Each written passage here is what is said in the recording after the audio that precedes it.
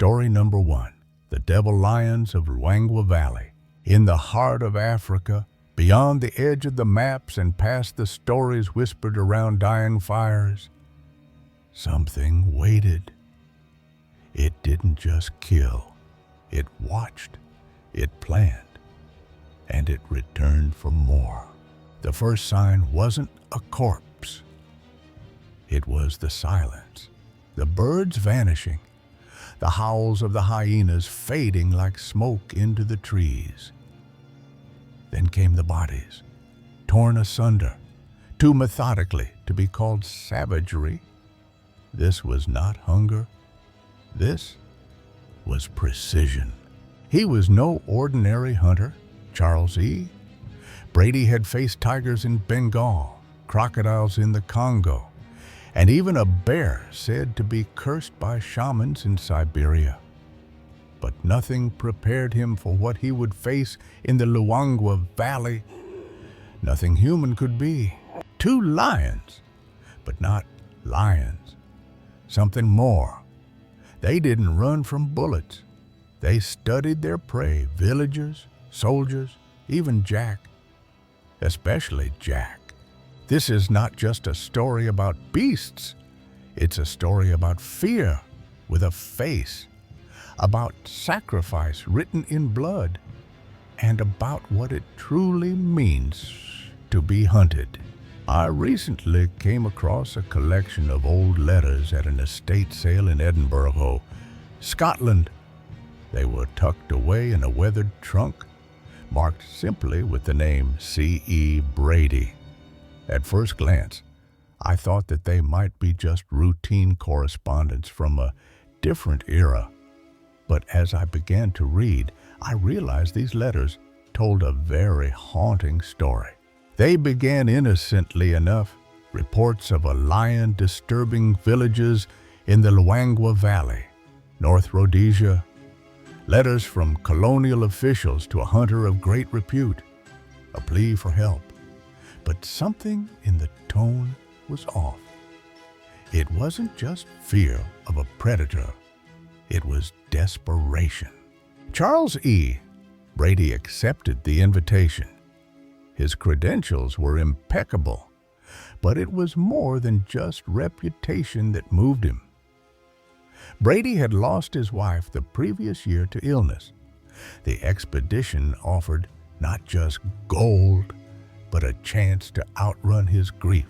His companion, Jack Thompson, was younger, eager, and practical. He wrote to his wife Margaret with affection and optimism, believing the mission to be just another hunt. But even in those early letters, a shadow lingered beneath his cheer. They arrived to find villages already abandoned. The thatched huts stood like skeletons, the air still and swollen with heat. Tracks, blood, and nothing else. The beast is a terror. Margaret, a man-eater, prowling the Luangwa Valley and laying waste to everything in its path. It's already taken the lives of several poor souls and left the villages in fear, sire. Locals called it Shenzi Wawili, the 2 devils. They spoke of 2 lions that hunted together like men. One would drive prey toward the other. They didn't eat every kill. Some they simply mutilated. Brady and Jack set up camp near the Luangwa River. Nights were sleepless. One tracker was found missing. Another was discovered in pieces, folded into a tree as if displayed. The governor insisted they stay the course. Supplies were promised. Letters continued to be exchanged, though the messengers became fewer. Brady began to doubt his senses. He found strange patterns carved into tree trunks, circles of bones arranged with disturbing precision. Jack began to sleep with his rifle across his chest. They laid traps, baited clearings with meat, built blind walls for sniping, but nothing came. See, not until the 3rd week. That night, Brady awoke to silence. No wind. No insects, no fire crackle. He stepped outside the tent. Across the clearing, the bait was gone. The wire was tripped, but no prints remained. Jack stood beside him, pale, eyes scanning the bush. "You feel that?" he asked. Brady nodded, like we're the ones being hunted. The next day, they received word. Another village north had been attacked simultaneously.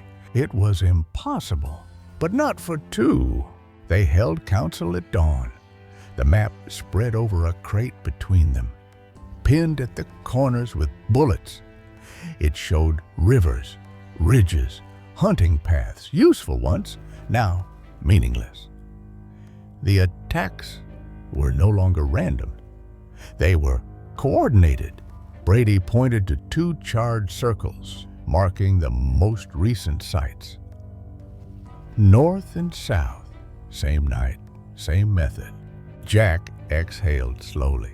"So we split." Neither of them liked it, but they both knew it was the only path forward. The villagers begged them to stay.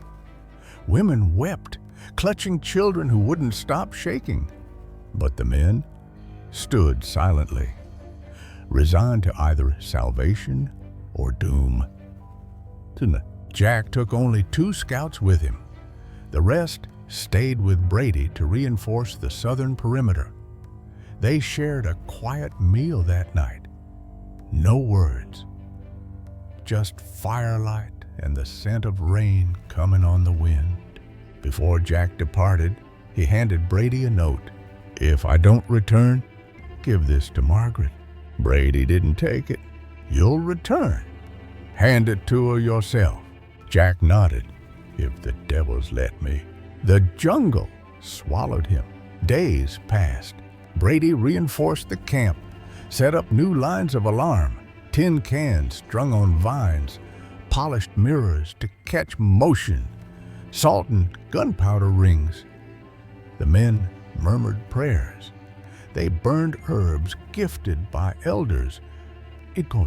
Each night, something circled. Eyes reflected in the dark. Footprints that vanished halfway through. A scent, musky, acrid, never quite natural. Then came Jack's last letter. "Please, my love, keep me in your prayers as I keep you and the children in mine. I hold your image close to my heart, and it gives me courage when the nights grow dark and the shadows press close." The runner who brought it was bleeding, barefoot, eyes wide as moons. He collapsed upon arrival. Ambush. Marsh village. Jack fought. Saved them. Then it came back. Brady left at once. He found Jack 3 days later. To bed. Not torn, not devoured, but posed. Arms crossed, eyes closed. His rifle still clutched. Feathers placed in his palms. A warning? Brady buried him beneath a baobab tree beside the marsh, surrounded by stones marked with ash. He lit a fire that burned for a night and a day. He swore then, not in rage, but in silence, that he would end it. The winds shifted. The devils were coming back. Brady didn't return to camp. He couldn't. Something had changed within him, something elemental. He remained by Jack's grave, watching the smoke rise until it vanished into a blood-orange sky. Then he moved north, deeper into the bush than ever before. The terrain changed, denser, darker. The trees grew gnarled and close, their branches clawing the light. His compass spun erratically. No birds, no tracks, only the occasional half-eaten carcass or shredded cloth. Once, he found the remnants of a prayer circle, dried blood, crushed petals, and a broken tooth at its center. He followed no path, just instinct. Each night he laid traps, but each morning he found them disarmed. Not broken, disarmed. As if the beasts understood, he began to dream of eyes watching him, narrowing. In the day, he sometimes caught glimpses of golden movement between trees, but never a full view, never a sound. He began to doubt himself until the child came, a girl, no older than 10, walked into his camp just before dusk, alone, blood on her dress, her eyes vacant. "They took my father," she whispered, "and they said they'll take you next." Before Brady could speak, she ran, vanished into the bush like a ghost. He followed, calling, but found no trace. That night, the lions came, not with growls or roaring, just stillness. One crouched at the edge of the firelight. Its mane was matted, its body scarred, but it didn't blink. The other, unseen, paced behind him. He could feel it. He fired. Once, twice. The bullets struck nothing. The shadows closed in. When he woke, it was daylight. The fire was out. His rifle was empty. And at the center of the camp, someone had drawn a symbol into the dirt, 2 interlocking spirals. Beneath it, a single line: "You are not the hunter." Brady stood for a long time. Then he picked up his pack. It was time to stop chasing. It was time to be the bait. Brady built his last camp with purpose, not to hide, but to be found. He chose a narrow valley where the cliffs curved like ribs around a broken spine of land. A dead tree at the center, its bark blackened from old fire. He strung bells and bones around the perimeter, not for warning, but invitation. Each item in the camp was intentional. Salted meat placed openly on stones, a red lantern burning at dusk, and the remains of Jack's journal. Now, with Brady's final thoughts added in shaky script, "Gone. I understand now," he wrote. "They aren't just animals. They are wrath, memory with clauses." He sat in the open each evening, rifle across his lap, the fire high and bright. He spoke aloud, not to the night, but to the things moving through it. "I'm here," he'd say. "Let's end this." The night stretched long. No attack, no eyes. Only the sense of tightening, like air being drawn into a single breath. On the 5th night, a new shape appeared on the ridge. Not a lion, a man, or the memory of one. Tall, with a mane of tangled hair, eyes that gleamed gold. It watched him until dawn. Brady did not sleep. He began seeing things again. Jack's face in the flames, his wife's voice in the wind. Once, he awoke to find the fire still burning, but everything else gone. No traps, no food, no boots, only the message, "Let go." Tamachi. That morning, he stripped into his camp, doused the fire, took only his rifle and a single photograph, Margaret and Jack smiling on a pier. Then he followed the ridge for 2 days. The land changed. The sky felt closer. The wind whispered names. Brady walked without food or water, driven by something old and furious. He found their den near dusk, a cave carved into the bones of a hill flanked by 2 trees twisted like reaching arms. Bones surrounded the entrance. Human, animal, mixed. Inside, it was silent. He stepped in. The darkness swallowed him. Inside the cave, there was no sound. The walls pulsed faintly, as though breathing. Brady moved slowly, rifle raised, one hand brushing the side for orientation. The floor sloped downward, littered with bones and shattered tools. He passed shrines, small arrangements of twigs and teeth, feathers tied with sinew. Then from the dark, a growl, not loud but deep, rumbling like an earthquake far below.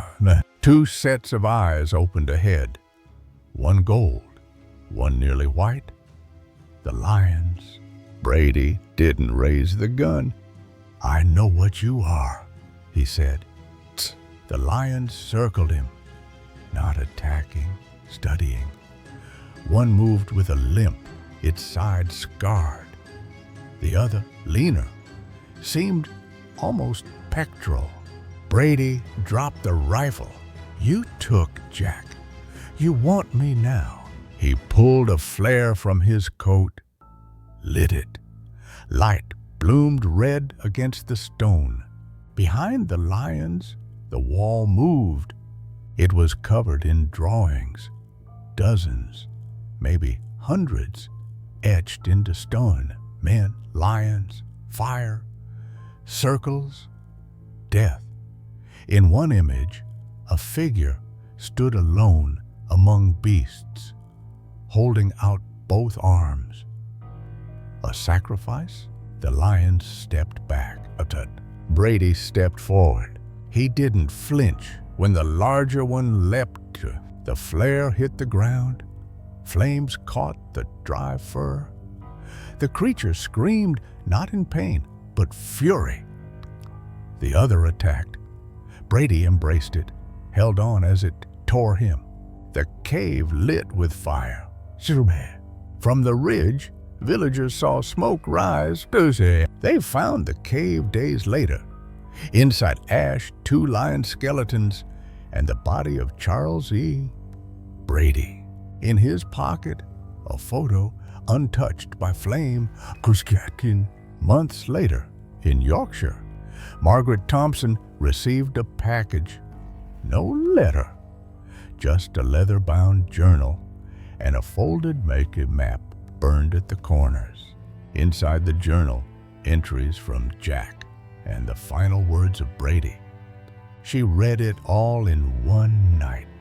She wept, and then she began to write.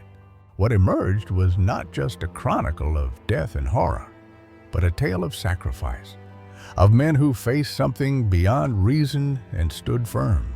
She published it anonymously. The book traveled from hand to hand. Hunters read it by campfires, soldiers carried it into jungles, and villages in Luangwa still speak of the devils, but also of the man who faced them.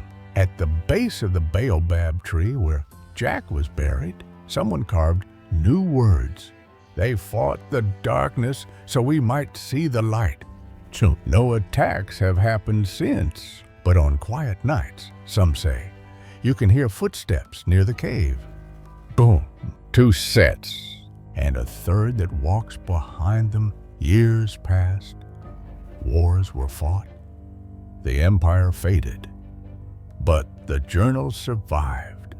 In 1953, a young man named Elias McKenna was clearing out his grandfather's attic in Edinburgh when he found a battered trunk. Inside, aged photographs, brittle pages, and a hunting knife engraved with the initials C-E-B. Among the letters was one unsigned page. The land forgets nothing. If ever the devils rise again, tell them we remember. Elias became a teacher, a quiet man. But every summer, he'd disappear into Africa with a pack, a notebook, and a worn leather-bound journal. No one ever asked why. Some say he was searching for the cave. Others say he was making sure it stayed buried. But every decade or so, a new copy of The Devil Lions of Luangwa Valley finds its way into the world, always anonymous, always slightly different, and always ending with the same words. 3 walk now, 1 who watches, 2 who wait. Story number 2, Daddy's Remedy. The house was silent, yet it screamed with secrets no child should hear. Kiss, shadows clung to peeling wallpaper like ghosts waiting to be freed. Every night was a battle, a war waged in whispers and cries behind closed doors. My parents' love was a storm that never calmed, only raged, leaving destruction in its wake. And I was the fragile center caught in their relentless tempest. Till my mom and dad were never meant to be a couple. And those are my mom's words, not mine. From what I've been told, my dad was a psychotic, habitual drug user. And since my mom was a teenage alcoholic who was incapable of making good decisions for herself, they ended up dating, and Mom wound up getting pregnant with me. I was born into chaos, a fragile bundle of innocence, cradled in hands stained with desperation and mistakes. My earliest memories are a blur of harsh words, slammed doors, and the heavy silence that followed. My father was a man lost in his addiction, a shadow lurking in the corners of our life. My mother, barely more than a child herself, tried desperately to hold us together but often found herself sinking in a sea of bottles. The apartment we lived in was a worn-out 2-bedroom unit tucked in a forgotten neighborhood where the streets echoed with footsteps too hurried to notice a child's loneliness. The walls inside were thin, the paint cracked and faded, and the air perpetually heavy with the scent of smoke and regret. They had a rocky relationship from the start, but after I was born, things got increasingly and then exponentially worse for them. Dad was still using drugs. So to give us some kind of household income, he started selling them too. My father's world was a dangerous blur of deals and darkness. He was gone most nights, leaving my mother alone to raise me in a haze of fear and sorrow. Her teenage years, meant for dreams and laughter, were instead filled with tears and trembling hands that tried to soothe the baby who cried for a love neither parent could give. Despite the chaos, moments of tenderness flickered like fragile flames. I recall her soft touch as she combed my hair, her whispered apologies for a life I did not choose. Those brief moments of warmth were islands in an ocean of despair. I learned early to shrink into the background, to become invisible. The fights were battles I was never meant to witness, but the silence afterward was worse. Heavy, suffocating, like waiting for a storm that never passes. One night stands out in my memory, the sound of breaking glass, followed by silence. I peeked out to see my mother on the floor, tears streaming down her face, and my father yelling into the void of his own addiction. The pieces of our family lay shattered around us. Still, amidst the ruins, I held on to a fragile hope that love might someday break through the darkness. Thanksgiving was supposed to be a night of warmth, but it became the night everything shattered.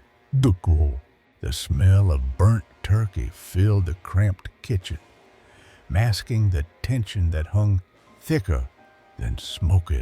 My mother's hands trembled as she tried to hold together a meal and a family that was falling apart. My father's eyes were cold, empty. A man who had given up before the night even began. And I was just a 7-year-old child, caught in the crossfire of love and violence. Then, toward the end of 1983, Mom said that she wanted us to try Thanksgiving dinner, like an actual one, and not just fried chicken takeout from someplace. It was the first time in a long while that Mom tried not just a meal, but a moment of normalcy, a flicker of hope in a life otherwise consumed by chaos. She cleaned the tiny kitchen, lit a candle she found in the back of a drawer, and set the table with mismatched plates that somehow seemed to carry the weight of her longing. Dad showed up late, his eyes bloodshot and distant. He didn't say much, just a grunt and a cigarette between his fingers. Mom poured 2 glasses of wine, one for each of them, but he pushed his aside. She drank both. The meal was a mess, turkey overcooked, sides forgotten. But Mom smiled, a fragile curve that threatened to break with every passing second. And by the time she started to yell back at my father, slurring and wobbling as she did, I ran up to my room like I usually did to hide until the yelling had stopped. The argument started quietly, voices rising like distant thunder, and then exploded into a storm of accusations and bitterness. Plates were slammed, words were thrown like knives, and I retreated under my bed covers, wishing for the night to swallow me whole. The fight didn't end until the early hours, leaving behind a slint heavier than any scream. I lay awake, listening to the emptiness, the quiet that meant the storm had passed, but the wounds remained. Thanksgiving, a day meant for gratitude and family, became a reminder of what we had lost. Mom retreated into herself in the days that followed, the taste of wine lingering on her breath and the weight of the fight pressing down on her shoulders. Dad was distant, a ghost haunting the edges of our lives, his presence more absence than comfort. But even in the darkest moments, I clung to the hope that maybe, just maybe, things could be different. That love could heal the broken pieces. That family could mean more than just pain. The room was quiet, too quiet for a house that had been alive with shouting moments before. The smell of sickness lingered, sharp and sour, cutting through the stiantlcore. I opened the door slowly, the hinges creaking like a warning I was too young to heed. My mother lay on the couch, pale and weak, while my father hovered like a dark shadow, whispering secrets I wasn't meant to hear. And me? I was just a child, too small to understand the danger unfolding before my eyes. I opened up the door, fairly confident the fighting had subsided because it was all quiet there. But as I did, I started to hear Mom groaning in a weird way while Dad was saying something to her in hushed tones. Dad knelt beside Mom, pressing small pills into her mouth, chasing them with water, forcing her to swallow true again and again. She coughed, her body trembling under the weight of what was happening. His eyes flicked to me, a flash of panic and calculation. When he pushed it into her mouth, he took a glass of water and made Mom drink from it until she swallowed. She coughed a few times, but Dad made sure that she got it down and then went about pushing another little pill into Mom's mouth. He made her swallow that one with water, too. I was confused, scared, but mostly hungry. My stomach growled loudly, breaking the tension in the room. Dad seemed surprised by my presence, his face hardening for a moment before softening into something I didn't recognize. He invited me to the kitchen, where I grabbed candy and snacks, trying to drown out the growing dread in my chest. Dad picked up a large pan, moving back to Mom. She vomited violently into the pan, his hands steady on her back, whispering things that felt like lies. I watched silently, too small to intervene. At one point, he slipped his fingers into her mouth, a gesture that seemed both tender and terrifying. I thought he was helping her, but now I know better. The night stretched endlessly, filled with fear and confusion I could never fully voice. Dad's frantic whispers filled the room, but his hands betrayed a deeper terror. He wasn't just trying to help. He was trying to undo something, to erase a mistake that could ruin everything. I sat frozen, watching my mother's face turn pale as the vomit spilled, her breaths shallow and uneven. Her eyes fluttered, lost somewhere between consciousness and a dark void. I wanted to reach out, to scream for help, but fear held my tongue. He rubbed her back, murmuring words that sounded like a twisted lullaby, his fingers probing her mouth in a desperate effort to clear her throat. It was then I realized this was no ordinary sickness. It was a battle between life and death, unfolding in front of me. When the storm finally passed and my mother lay still, Dad looked at me with a strange mix of fear and relief. He whispered that she was safe now, but the truth was buried deep in the shadows I couldn't yet understand. That night haunted me for years, the image of my parents caught in a dance of destruction forever etched in my mind. It was the moment I stopped feeling safe in my own home, the moment childhood innocence slipped through my fingers. The days after were a haze of pain and betrayal. My mother's throat burned with every breath, a cruel reminder of what she had endured. The missing pills and the cold evidence left in the carpet were proof of the lies Dad told. She found strength in the fragments of truth and made a choice that saved us both. And I, the child who saw too much, was finally freed from the nightmare. He then gave her some big sob story about how she'd done it to herself, and that he had been the one to save her. She said that she giggled down to sniff a patch of carpet just to make sure it wasn't her nose playing tricks on her. And that's when she saw a little white pill sitting under the couch. She was then able to figure out which kind of medication it was, and then confronted my dad on what the rest of it had disappeared to. She left not long after with me in tow, which I guess is what Dad wanted to get rid of us.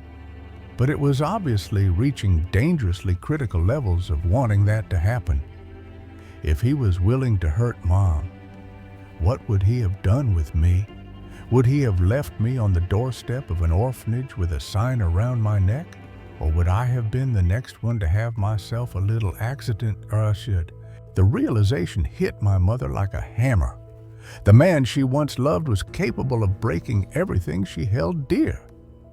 The pills were gone, swallowed or hidden away.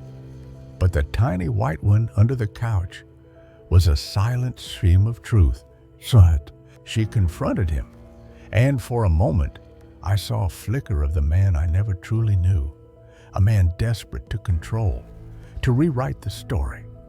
His lies were thick and slick, but Mom saw through them. The act of saving, she claimed, was nothing more than a mask to hide his intent. With a trembling hand, she packed what little we had, a suitcase heavy with fear and hope. Leaving meant stepping into the unknown, but staying was a slow death. I remember the cold of the night air as we stepped outside, the weight of every step heavier than the last. We left behind a home that was no longer ours, a past stained with shadows. For the first time in years, I felt the stirrings of freedom, though fear still clung tightly. Leaving was not an end, but a beginning fraught with uncertainty. The road ahead was long, filled with shadows from the past and fears of the future. But for the first time, there was a glimmer of hope, fragile, yet undeniable. Mom held my hand tightly, promising safety and love beyond the ruins. And I, the little girl who had seen too much, began to imagine a life worth living. After leaving the suffocating nightmare behind, Mom and I found shelter in places I barely understood. Safe houses, strangers who spoke kindly, and nights that weren't haunted by screams. Each day was a battle against the shadows of the past, a fight to reclaim the pieces of ourselves lost to years of pain. Mom never spoke much about Dad after we left. Her silence was heavy, filled with the weight of memories she'd tried to bury. But sometimes, in the quiet moments, her eyes would cloud with a sorrow that words couldn't reach. I grew up faster than most kids, carrying the scars of my childhood like invisible armor. The fear of what could have happened to me lingered. The questions of whether Dad would come looking, or worse, whether he had already decided my fate. If he was willing to hurt Mom, what would he have done with me? Would he have left me on the doorstep of an orphanage with a sign around my neck? Or would I have been the next one to have myself a little accident? Yet amidst the pain, there was healing. I found moments of laughter, friendship, and a tentative trust that grew with time. Mom rebuilt her life slowly, fighting her own battles with addiction and trauma, but always putting me first. Every Thanksgiving since, I light a candle in silence, not for forgiveness or forgetting, but for survival. For the little girl who walked into darkness and found her way back into the light. The past is a heavy shadow, but it no longer defines me. I am more than the broken pieces. I am the story of resilience, hope, and the fierce love of a mother who refused to give up. Story number 3. Shadows of the Unspoken Truth. The house loomed with a stillness that wasn't empty. It was listening. Its walls, aged and silent, seemed to inhale each step I took, as if storing them like memories. Light from the evening sky grazed the windows, casting moving silhouettes that whispered along the floors. I stepped across the threshold, and the scent hit me. Cedar, cinnamon, and something older, unfamiliar, like time long forgotten. The air pressed close, alert, almost sentient. Each creaking floorboard echoed with a rhythm that didn't match my pace. I paused near the foyer mirror, only to find more than my reflection staring back. Faces, half-formed, fading, flashed across the glass, their eyes scanning me as if I were the intruder. Then gone. I gripped the railing harder than I meant to. The silence didn't settle. It watched. The rooms unfurled before me like a dream with jagged edges. Corners seemed to bend, lights flickered in deliberate patterns, and shadows retreated just far enough to avoid full recognition. It wasn't fear I felt, but something deeper, like being studied by a presence older than grief. This was no ordinary family visit. This was a reunion laced with history. No one spoke aloud. It was November 2011 when Holly invited me to spend Thanksgiving with her family. We'd been together since February, and I thought it was the natural next step. Meet the parents, exchange polite smiles, maybe win over the dad with a firm handshake. But Holly's tone was cautious. "This isn't just dinner," she warned. "It's complicated." She explained that her extended family would be there, cousins, uncles, aunts, but more importantly, her paternal grandfather and his estranged daughter, Janet. Holly described her aunt like a ghost returned from exile, gone for 2 decades, re-emerging without explanation, with secrets only she carried. There had been no reunion, no apologies, just silence. Until now. The tension in Holly's voice hinted at something deeper than awkward family dynamics. "I might need you there like a service animal," she half joked, half pleaded. I agreed, thinking I was bracing for drama. What I wasn't prepared for was revelation. When we arrived, the house was more than impressive. It was immaculate. A brick colonial estate with trimmed hedges and stone steps that whispered wealth. Inset, the foyer opened into double staircases and polished floors that gleamed like they were hiding something beneath. The chandelier sparkled, refracting light into strange angles across the walls, almost symbols, almost warnings. Her parents were gracious, warm even. Her dad, contrary to Holly's stories, came off relaxed once he saw I wasn't a threat. He handed me a cider, and we talked football and business while waiting for the rest of the guests. But the atmosphere changed subtly when her grandfather arrived. He didn't smile. He didn't even nod. His greeting to his son was robotic, and to me, non-existent.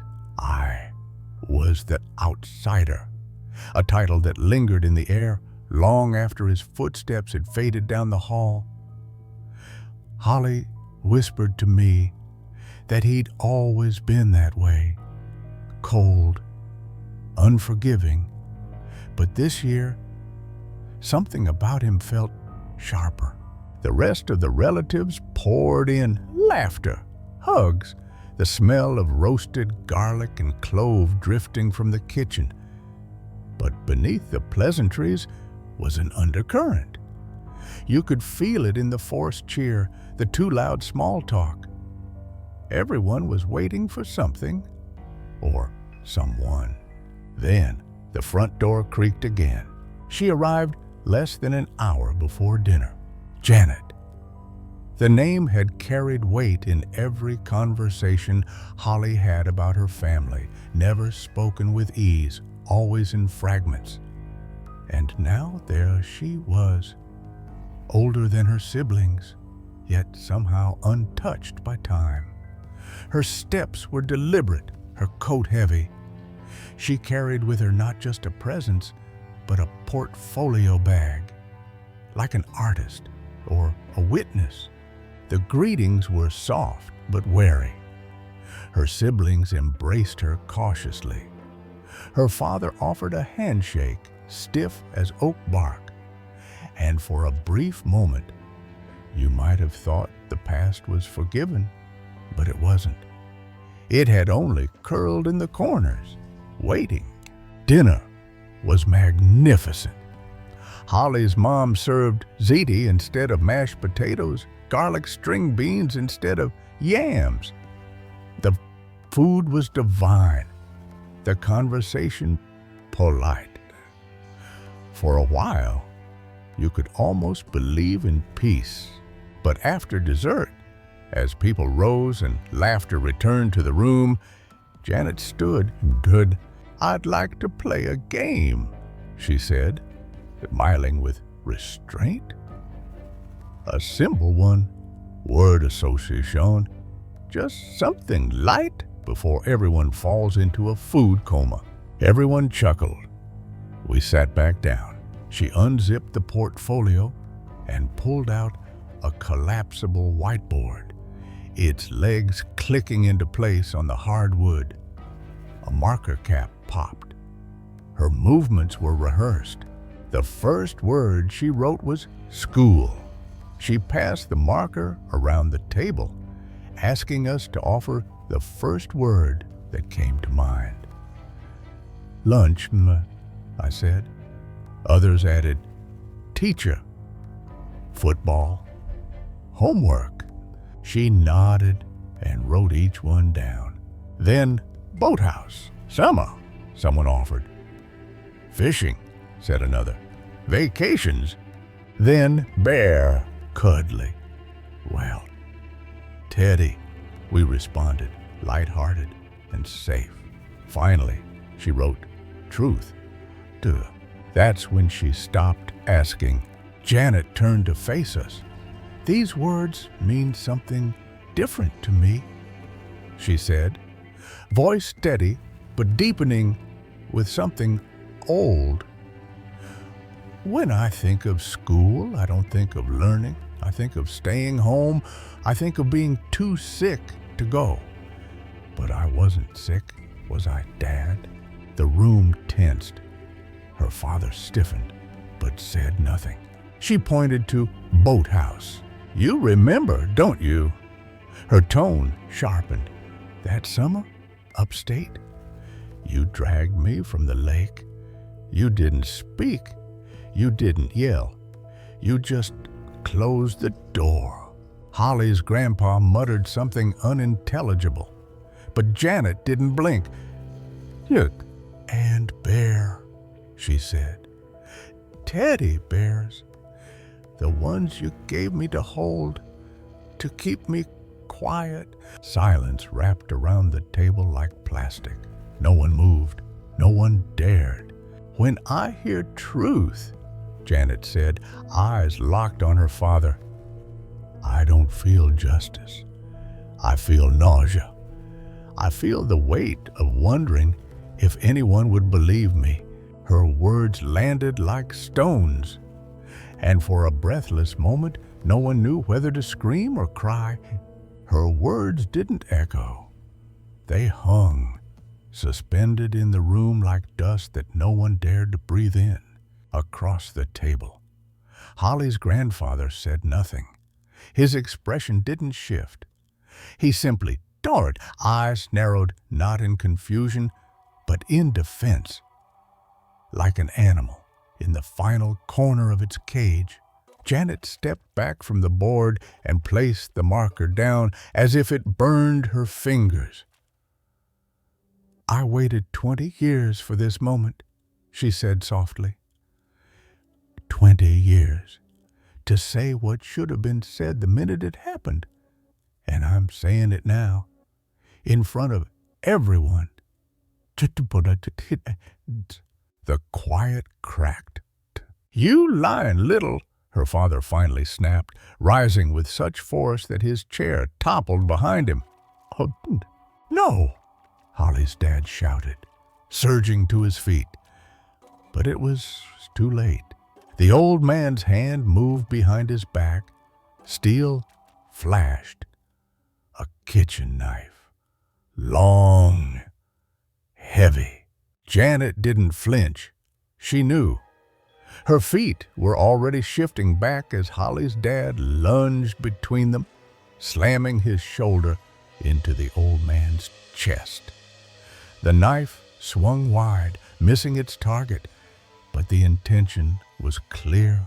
In that moment, the decades of silence turned deadly.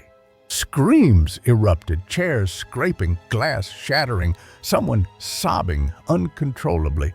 Her father wrestled the knife free and dragged the old man into the adjacent hallway. No police were called. Not yet. No one had the clarity. Janet simply stood there, her hand trembling, not from fear, but from the cold that follows catharsis. Without a word, she gathered her whiteboard. now marked with words no one would ever see the same way again. Her voice was hollow as she walked past the room, past us. "You won't see me again." She didn't look back. The front door clicked shut behind her, but the echo stayed. No one spoke. Holly's mom was still crying, her fingers gripping the back of a chair like it could anchor her. Two aunts huddled near the fireplace, not touching, but drawn together by the gravity of something none of them had dared name until now. "Dawn." I glanced at Holly. She hadn't moved since the outburst, eyes wide, hands locked together in her lap, body frozen like a photo in the moment just before a storm hits. Her breathing was shallow, like she was trying not to be noticed by the moment. "You okay?" I whispered. No answer. "Lutz." Her gaze remained fixed on the space Janet had occupied just minutes ago, like she was still watching the ghost of a woman who'd come to break a family open. "I'll drive," I said gently. Holly blinked slowly and nodded once, like a mechanical response. Not agreement, just acknowledgement. We didn't say goodbye. There was nothing polite to offer. I took her hand, and we moved quietly through the house. Her dad was in the hallway, pacing with the knife still in his hand, blade covered now by a kitchen towel. The old man, their patriarch, was locked in the guest room. No one said what came next. No one wanted to be the first to suggest that any of this had been real. We stepped out into the cold night, and even the wind seemed reluctant to touch us.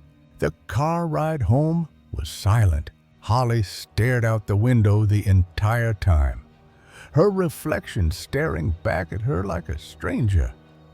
I kept my eyes on the road, unsure if turning on the radio would seem heartless or merciful. In the end, I let the quiet stretch. Her hand rested in her lap, fingers twitching now and then as if she were replaying the whole night in Morse code. At a red light, I finally spoke. "Do you want to talk?" She shook her head. Another red light. "Kit, do you believe her?" This time, she didn't answer at all. And maybe that was the clearest answer she could have given. The next morning, Holly didn't get out of bed. Not that day, not the one after, not for the better part of a week. She left her phone on silent. Messages piled up. From her mom, her dad, a cousin, even a few friends who'd been waiting for photos of turkey and wine and laughter. She didn't reply to any of them, didn't even open the notifications. I made her tea. She didn't drink it. I heated up leftover soup. It went cold untouched. I asked if she wanted me to leave, to give her space. She only looked at me and blinked. No words, just the look of someone carrying a weight too personal to hand off. I stayed, not out of obligation, but because silence can be less terrifying when someone else is willing to sit in it with you. On the 5th day, I found her in the living room, wrapped in a blanket, watching an old VHS of Matilda. Her eyes weren't red. She hadn't been crying. It was worse than that. She'd gone numb. The breakup didn't happen like a fight. It was more like mist dissolving. Weeks passed. Things didn't heal. They just faded. She stopped returning my text, not in a hostile way, just quietly, like someone stepping into the ocean until only ripples remain. One day I came by to check in. Her roommate told me she'd gone to stay with her aunt on her mother's side. Said she needed time, space, fewer reminders. I understood. I didn't text again. I didn't need to be a symbol of that night. I didn't want to be the guy in the corner of her memory, holding cider while her world cracked open. Years passed. Well, I moved on, more or less, got a new job, a new city, dated again. But the memory never fully left. Every Thanksgiving, I remember that table, the smell of roasted garlic and baked ziti, the glint of a whiteboard in a room far too elegant for what it was about to witness. Sometimes I think about Janet, where she went, if she ever spoke of it again, if she told anyone else, if someone believed her before it was too late. Sometimes I think about Holly's grandpa, whether justice ever came or whether time simply buried him in silence. But mostly, I think about Holly, about the way her hand trembled on the cider glass before the game started, about how the air around her seemed to tighten each time her aunt spoke, about the weight of legacy and what it means when someone you love discovers they've grown up in the ruins of a lie. There are houses that hold warmth, and then there are houses that hold memory. This one held a wound, and I was only ever a visitor. But the house knew, the walls had listened, and the truth, once spoken, never really left. Neither did I, not completely. Story number 4, no more Thanksgivings. There are moments in life when everything feels like it's right where it should be until something completely breaks the illusion.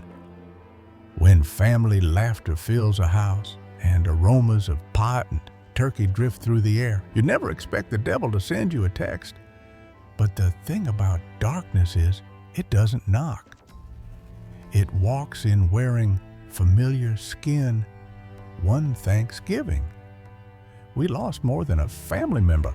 We lost the meaning of home, and it all started with a single word, hi.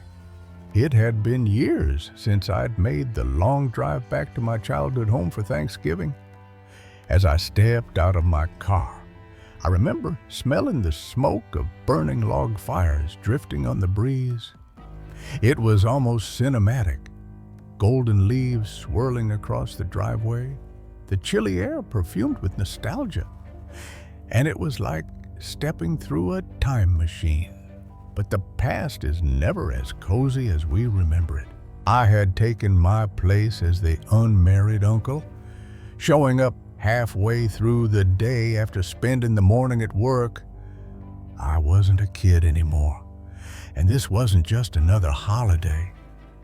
The driveway of my parents' house was lined with cars, and as I walked towards the front door, I could already hear the swirls of conversation and laughter coming from inside. There's something comforting about returning to a home that still smells the same. After knocking on the door, my mom appeared on the entrance, and as she welcomed me inside, a wave of warmth and rich aromas hit my face. Roast turkey, spiced pies, melted butter. The smell practically hugged me before she did. Inside, the house was alive. My cousins were sprawled across the couches, looking away from their football game for just the briefest of moments to greet me with raised beer bottles. Kids sat cross-legged on the floor with snack plates, chattering in rapid-fire bursts. Wine glasses clinked in the kitchen. It was loud, messy, and in my mind, perfect. It felt like Thanksgiving, and it felt like home. But even perfect moments cast long shadows. Uncle Tony's the only one left, my mom said. Should be here any minute. My Uncle Tony was still considered the baby among his siblings and was only around 10 years older than myself at the time. So, early 40s, he was soft-spoken, maybe even forgettable to some Tita, but to those of us who knew him, he was a constant. Quiet, dependable, like background music you don't realize is playing until it stops. Tony lived out of state, but every Thanksgiving, without fail, he'd make the 4-hour drive. Personally, I was always figured that he deliberately timed his journey to coincide with dinner being less than an hour from the table. Avoid the noise, skip the chaos, slip in when the gravy was hot and the football was muted. It was his pattern. We knew it. We teased him about it. That year, he was late, a little too late. About 30 minutes before dinner, my mom started to get uneasy. "Text him," she said. "Just check." I did. No reply. 5 minutes before dinner, she told me to call. I did. I called once, but it went to voicemail.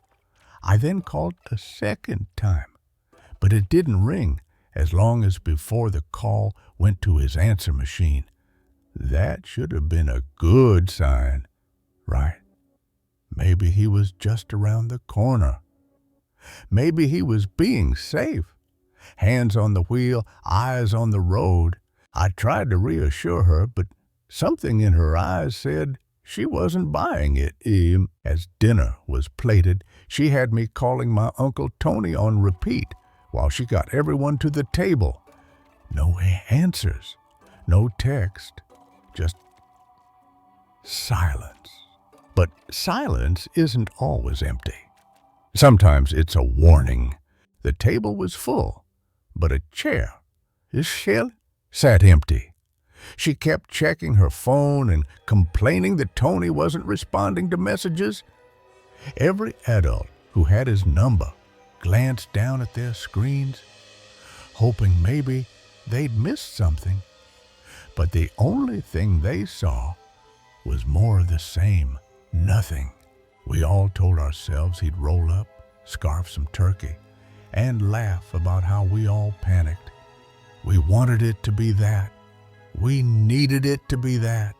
And so, by the time we'd all finished our bowls of pumpkin pie and hand-whipped vanilla cream and all that good stuff, Uncle Tony still hadn't shown up. That's when the phone started buzzing. Mine was first. One word, a simple message. "Hi." It was him or his number. At least, that greeting, so casual and so wrong, sat on my screen like a riddle I didn't want to solve. Uncle Tony had texted me, but all his message read was, "Hi." The cold chill in my gut wasn't from the weather. Then came more buzzes, one after the other, one every few seconds, like something or someone was going down the family list.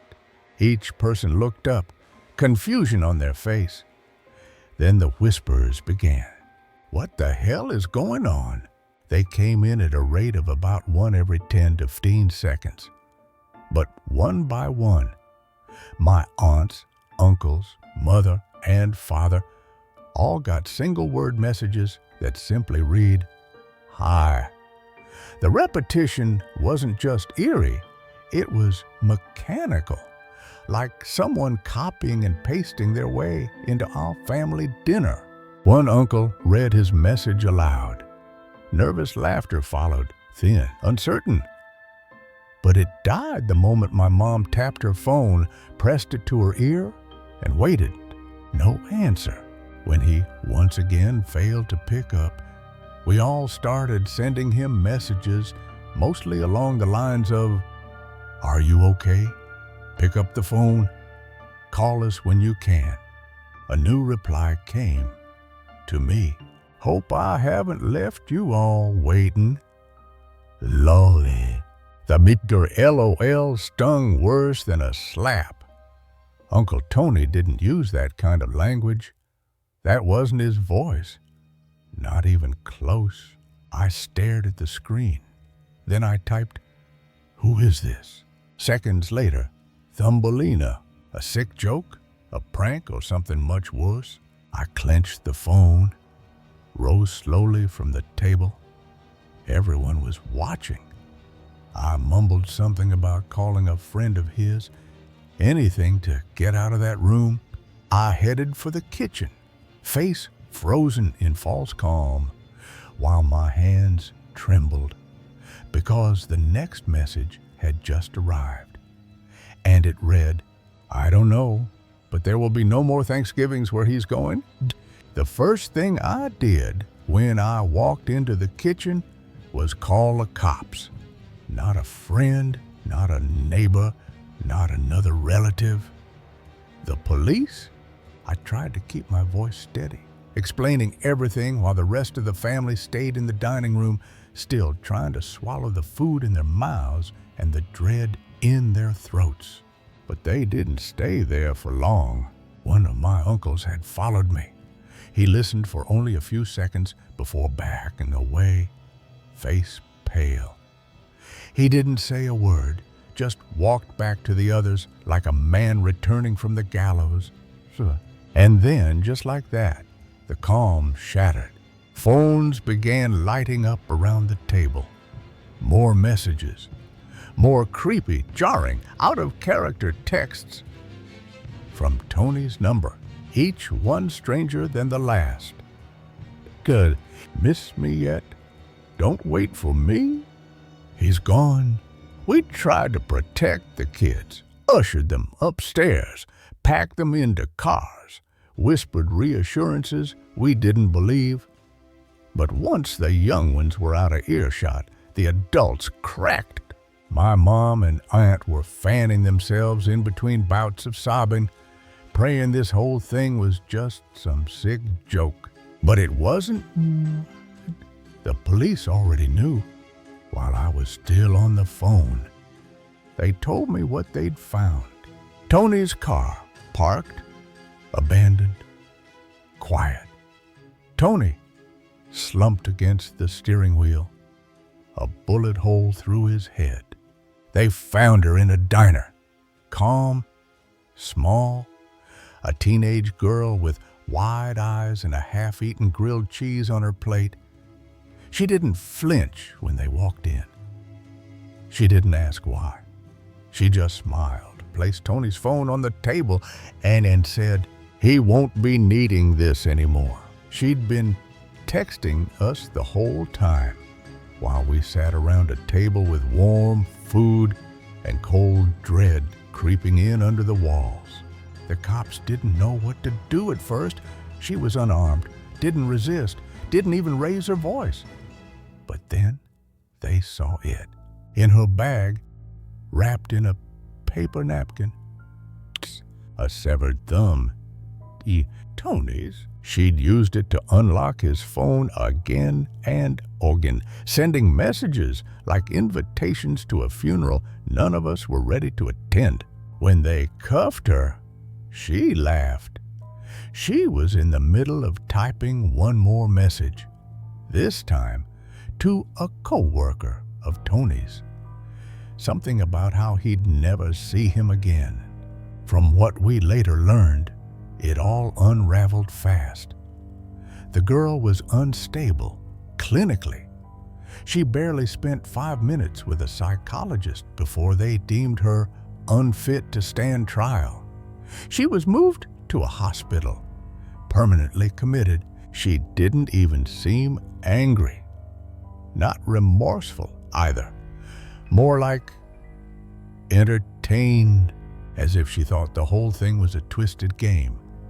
And we were just players, unaware we'd already lost. The police believed she was a hitchhiker. Young, petite, disarming. The kind of girl who wouldn't raise alarms if you saw her on the side of the road. Maybe even someone you'd pity. But pity is a dangerous currency to trade in. According to investigators, Uncle Tony had most likely offered her a ride. They pieced it together from gas station footage and witness reports.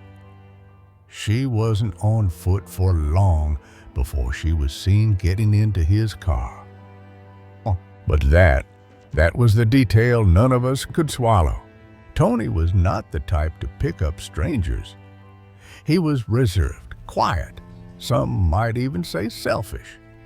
Not unkind, but definitely not the sort of man to risk a conversation, let alone invite someone into his car. So we asked ourselves again and again, what happened? What changed in him that day? What did she say or show on the side of that road that made Tony stop? Was it an act? A plea? Was she crying, bloody, desperate? Or maybe, just maybe, she wasn't alone. Maybe someone else had been there, hidden just out of frame. Or maybe the real horror isn't that Tony broke character, but that he didn't. Maybe he saw something none of us ever will. Maybe, for once, he couldn't ignore someone crying for help. And that one crack in his armor, that one moment of compassion was all she needed. Ultimate. We haven't celebrated Thanksgiving the same way since. The next year, we tried to act normal. The turkey was roasted, the pies were baked, the table was set. But the laughter, forced, the smells, hollow. His chair empty. Every buzz of a phone made someone flinch. Every knock on the door brought a moment of tension before release. And the phrase, "hi," became curt. Some of us tried therapy. Others avoided the topic entirely. But grief doesn't operate on a schedule. It seeps in through cracks, shows up in the scent of stuffing, the sound of clinking dishes, the silence during prayer. The worst part? We never got an answer. She never told the police why. No manifesto. No motive. Not even a confession. Just silence. And that twisted, unblinking smile. The story made the local papers, some tabloid blogs. Teen girl hacks Thanksgiving horror. Man found dead. Phone hijacked by killer. For a week or two, it was everywhere. Then the world moved on. But we didn't. The last real conversation I had with my Uncle Tony was a short one. Weeks before that Thanksgiving, we'd texted about some dumb football game. He said he was rooting for the wrong team as usual. I replied with a laughing emoji. He said, "Save me a plate." Simple, warm, forgettable at the time. Now I read it like a eulogy. Every year since, I've kept his last few texts. Not the ones that girl sent. Not the horrors, just the real ones, the ones before. Sometimes I scroll back through them like old photographs, half hoping his name will light up again. Never does. The cops said it was random, a tragic accident, a man in the wrong place at the wrong time. But no one really believes that, not when the messages were so specific, so targeted. She didn't just steal his phone. She stole his voice. She entered our home through our screens, through our trust, and turned what should have been a night of joy into something no one speaks about without lowering their voice. The hardest thing to accept isn't that Tony died. It's that we'll never know why. We built stories to make it make sense. That maybe she was a runaway. That maybe Tony saw someone in danger and let his guard down. That maybe he did something kind and paid for it. But the truth is buried with him. What's left behind is a family forever changed. My mom still sets a place for him at the table. She says it's just in case. No one argues with her. Every Thanksgiving, the same question floats through our heads, unspoken but deafening. What if he hadn't stopped? What if he drove just 5 more minutes? What if he ignored her like we all know he normally would have? Would he be here? Would we? But he did stop. And for that, we don't just mourn him. We mourn the version of our family that existed before that moment. There are no more Thanksgivings. Not really. Just November. Meals served over silence, memory, and the ghost of a man who only ever wanted to show up late, eat some turkey, and avoid small talk. And now, all we're left with is the silence. Story number 5. The Lord's Beast of Capsthorne Hall. Some stories aren't told. They're inherited. Passed down like rusted keys to doors no one dares open anymore. My grandfather's tale was one of those stories, and I can still feel its weight in my bones like cold iron. Before he passed, he used to warn us, "Don't whistle near the tree line after dark. That thing listens." We laughed back then. We don't anymore. They say every piece of land remembers what walked across it. Blood, secrets, oaths. But Capsthorne Hall, it remembers something older than any man. Something that still walks. I used to believe in boundaries between man and beast, light and dark, past and present. But on that estate, I learned there are places where boundaries dissolve, and what's left behind watches you, waits for you. So, if you've ever stood in the woods and felt eyes on your back, this story is for you. Just be warned. Once you know what's out there, you don't sleep so soundly ever again. Some inherit land, others gold. I inherited a secret with claws. The first time I heard my grandfather tell the story, I was 9, huddled near the fireplace, our shadows dancing along the stone walls. He leaned in close, voice low and eyes sharp with memory, and said, "I was a game warden once, on land that watched back." Back in the summer of 1925, he'd found work at an estate tucked away in rural England, Capsthorne Hall, a sprawling property hidden behind dense woodland and fog-choked moors, the kind of place that feels untouched by time and too quiet to be safe. I applied for a job as a game warden on a large country estate. I'd grown up in rural England, and as a boy, I'd spent countless hours walking the local woods and fields and learning the habits of game birds, deer, and other wildlife. The lord of the manor rarely appeared, and the estate manager, Mr. Walkinshaw, was the gatekeeper to this ancient territory. At first, he turned my grandfather away, saying bluntly that Capsthorne Hall was not the place for someone so green.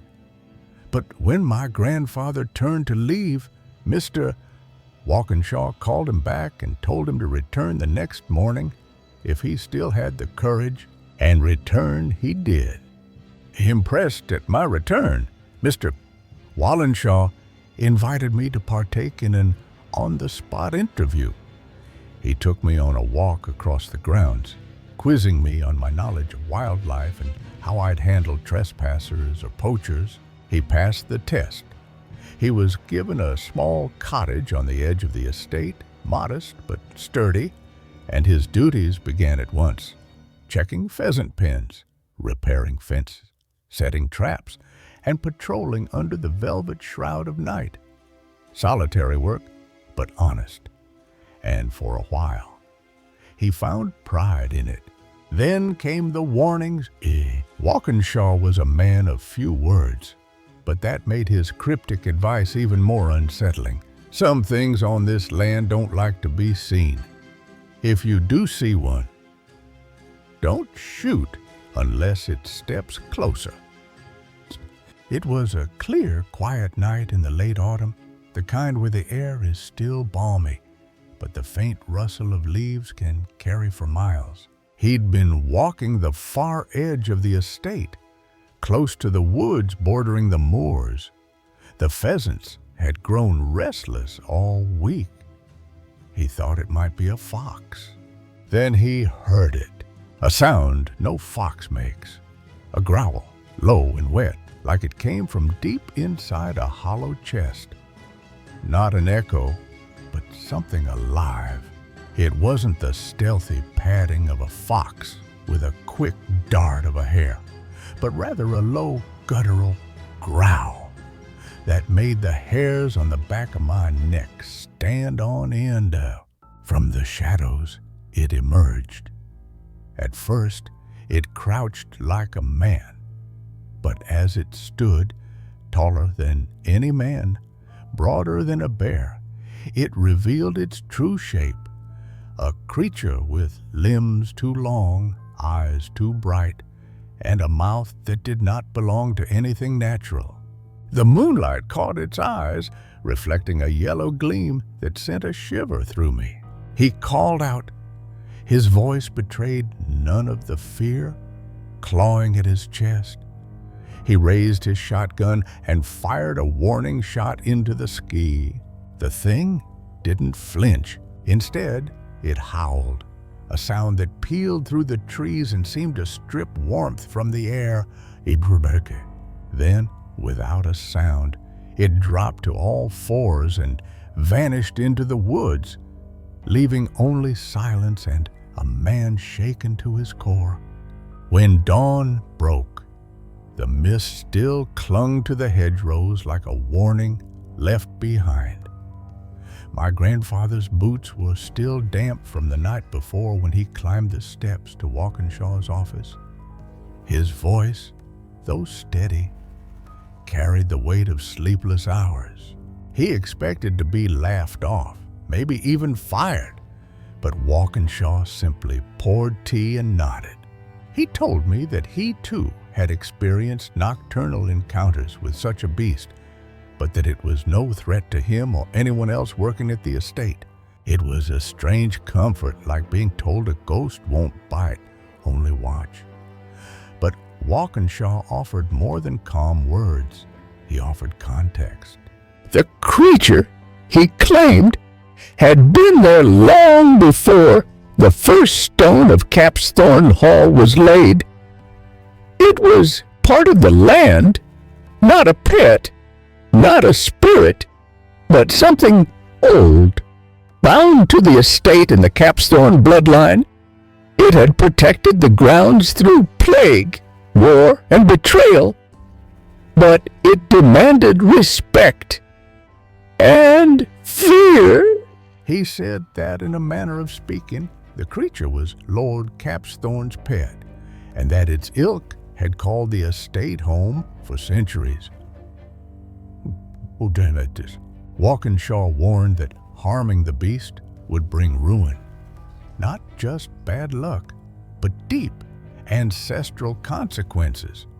Blood debts with interest.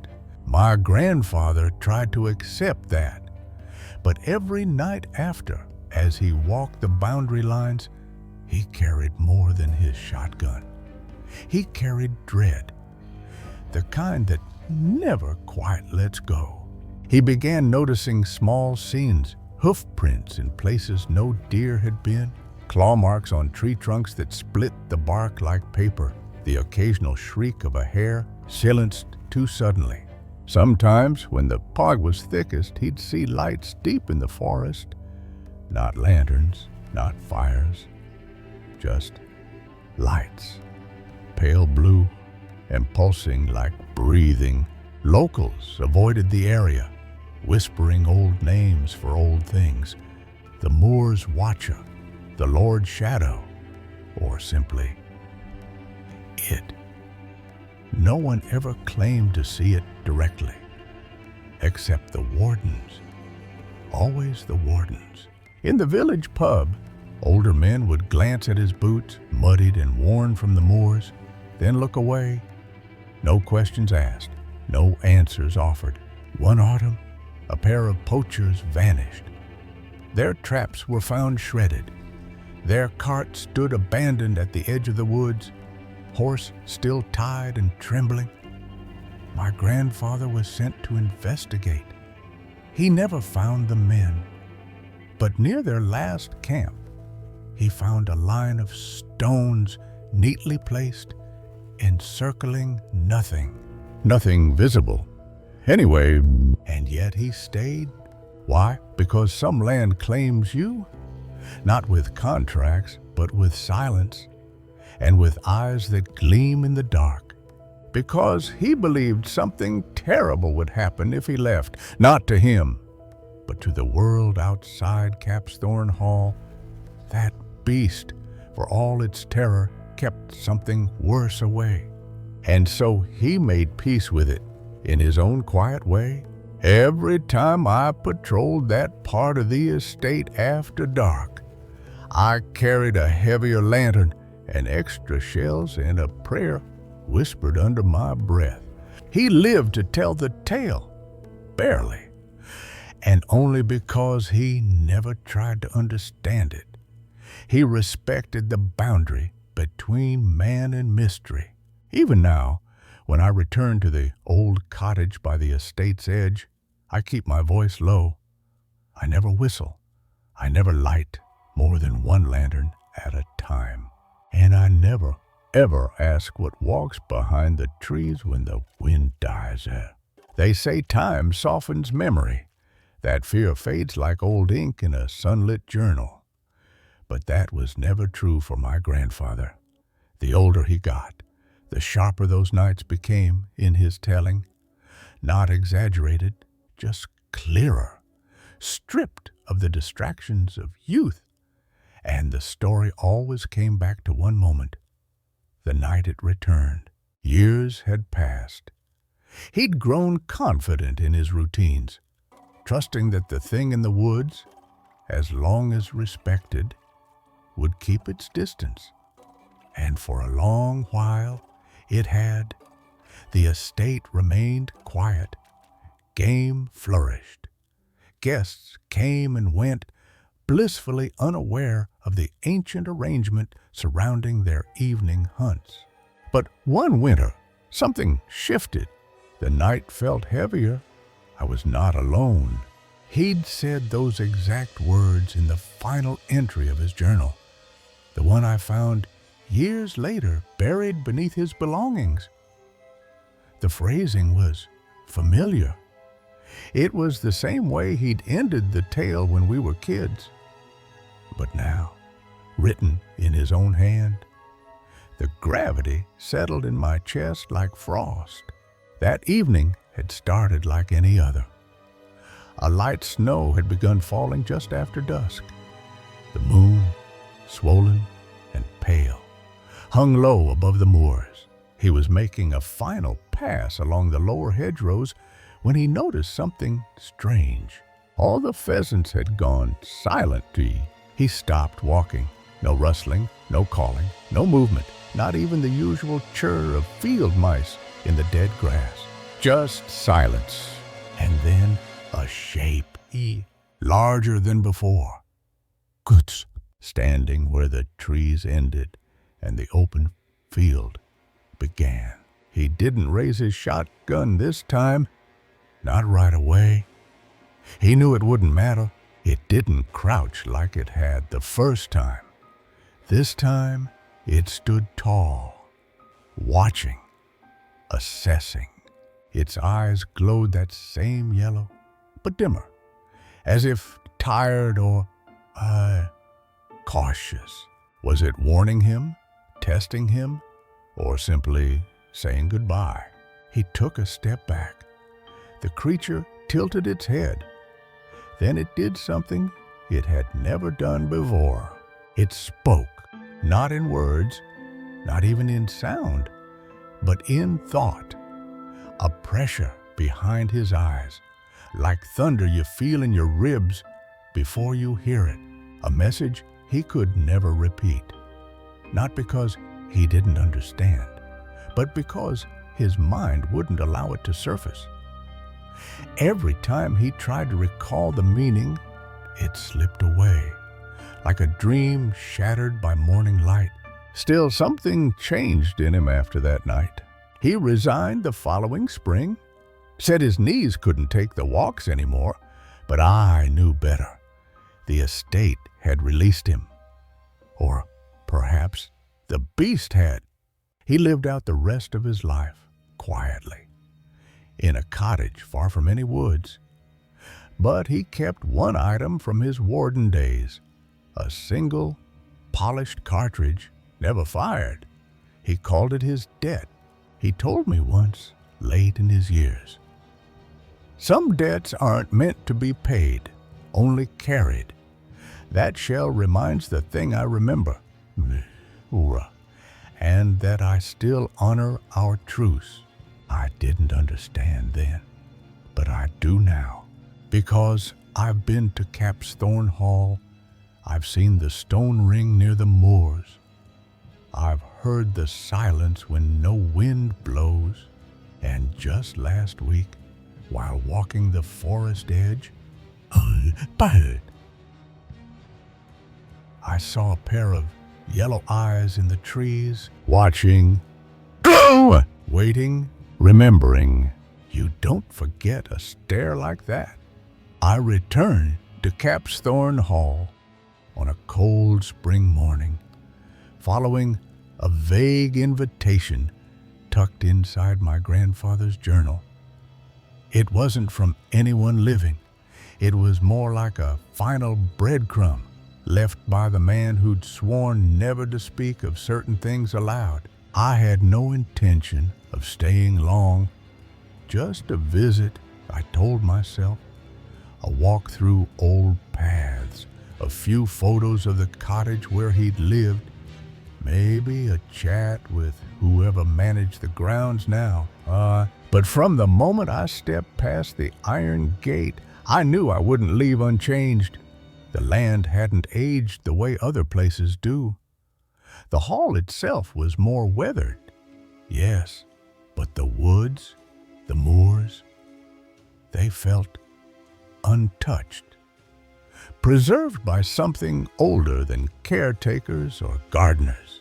I spent my first night in the same stone cottage he'd once called home. Everything inside was clean, but sparse. A kettle, a stove, a single chair by the window, and on the mantel, dust-covered but unbroken, sat the polished shell he'd kept until his dying breath. That night, I couldn't sleep, not from fear, exactly, more like anticipation, like the land was waiting to see if I would listen the way he had.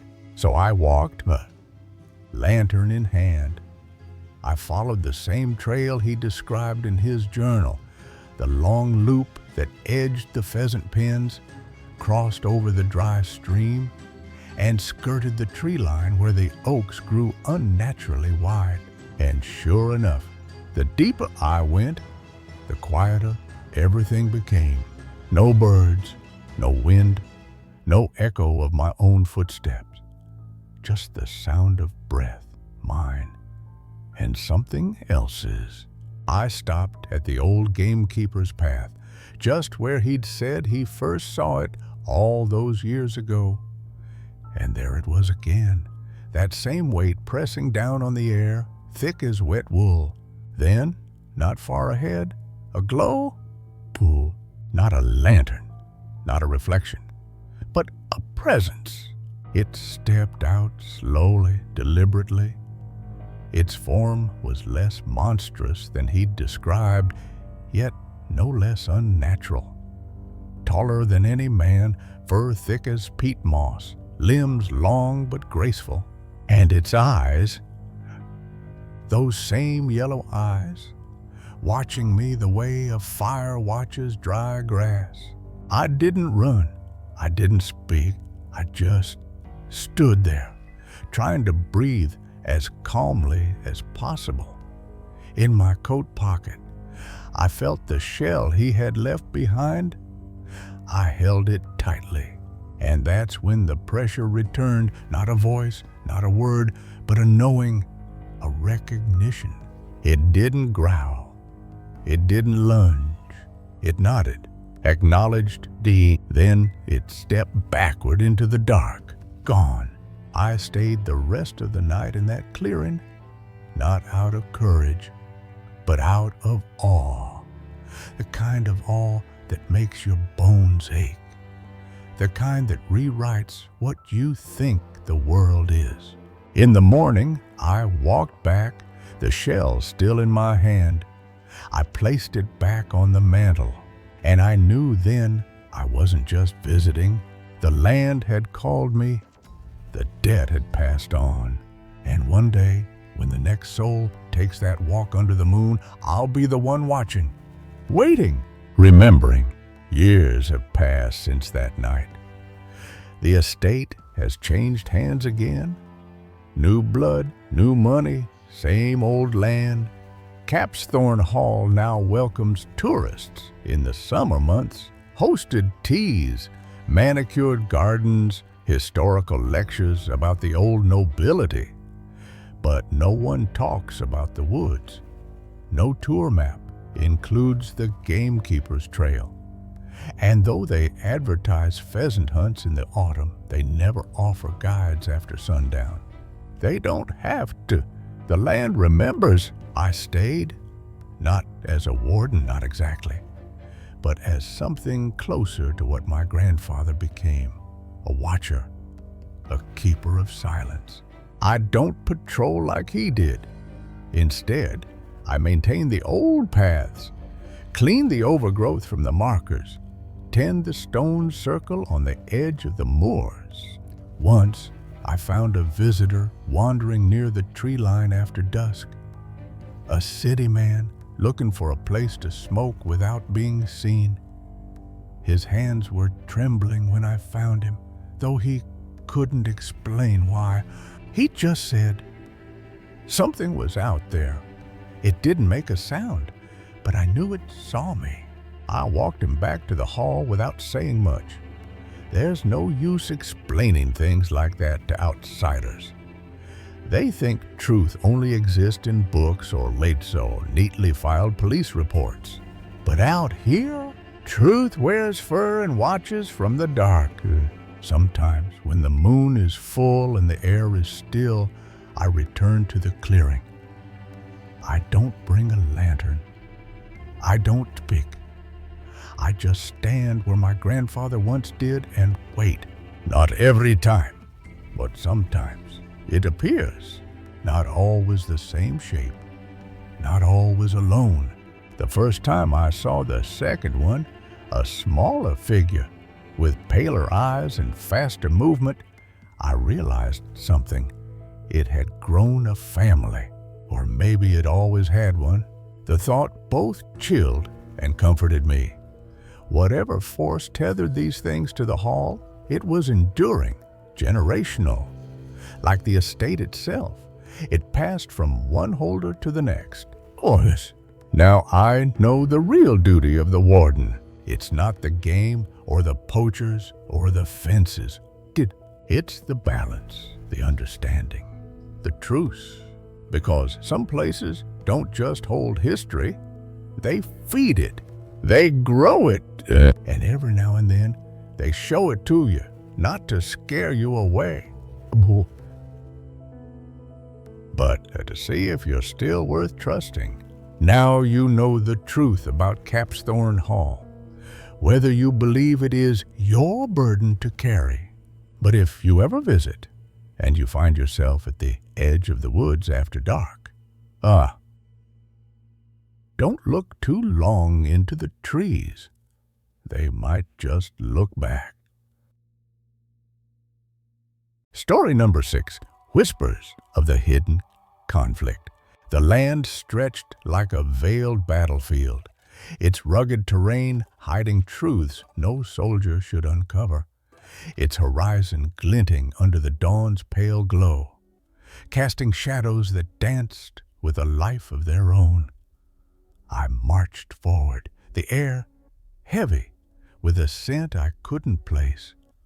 Earth, smoke, something older, something that clung to the wind, something that knew my name. The paths twisted, their edges warping as if the ground itself was bending time, its rhythm live with a pulse I couldn't name. I was no stranger to discipline, but this was different. This was alive. This was a truth that pulsed in the dark.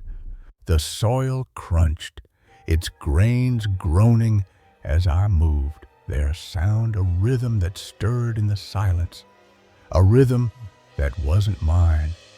The mirror by the outpost glinted, its reflection warped, showing not just me, but fragments of others, faces I didn't know, eyes that weren't mine. I blinked, my heart a drum, my breath catching, my hands trembling on the rifle, but the faces were gone, the glass empty, the silence heavier. The land wasn't empty, it was full, brimming with a presence I couldn't name, a truth I couldn't escape. I ventured deeper, the hills stretching ahead, their slopes bending as if the earth was watching, waiting. The sunlight flickered, its rays warping into patterns that weren't random, patterns that pulsed like a heartbeat. The air grew denser, thick, with a weight that pressed against my mind, a weight that followed me, a weight that refused to fade. The terrain wasn't mine, it belonged to something else, something that stirred in the shadows, something that knew I was where. The day deepened, the land's pulse a drumbeat under my boots, its silence a predator. I carried my resolve, a frail shield against the unknown, but the ridges disagreed, their presence alive with mystery. I was a witness, a survivor, marked by a secret I couldn't unknow. The wind howled, the land a canvas of lives spent and lost, its hollows holding echoes of those who'd fought here, those who'd never left. I was no stranger to duty, but this was alive, a truth I couldn't escape. The earth was a witness, a keeper of secrets, a truth that held me, a truth that shaped me, a truth I couldn't shake. I stood the trail of frail defense, but the shadows moved, their edges alive, their presence a truth that pulsed in the stillness. From 2009 to 2017, I served as an infantryman in the British Army's Duke of Lancaster's regiment. I applied to join just before my 22nd birthday. And to be honest, I really didn't know what I was getting myself into.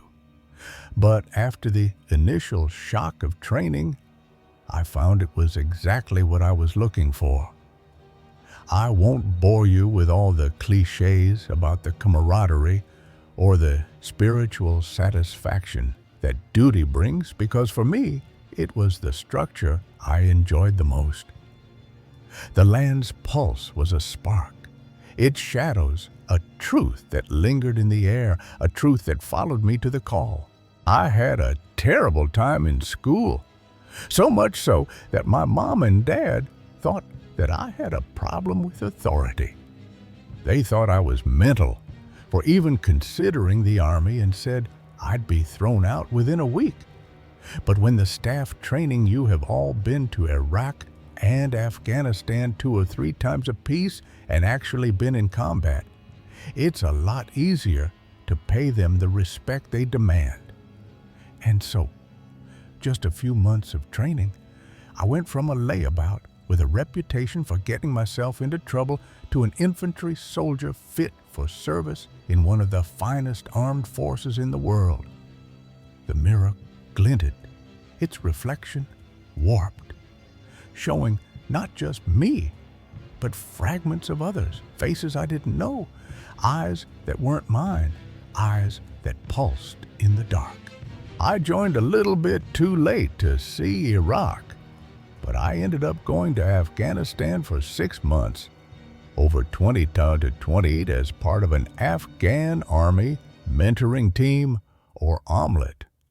Soldiering was my life.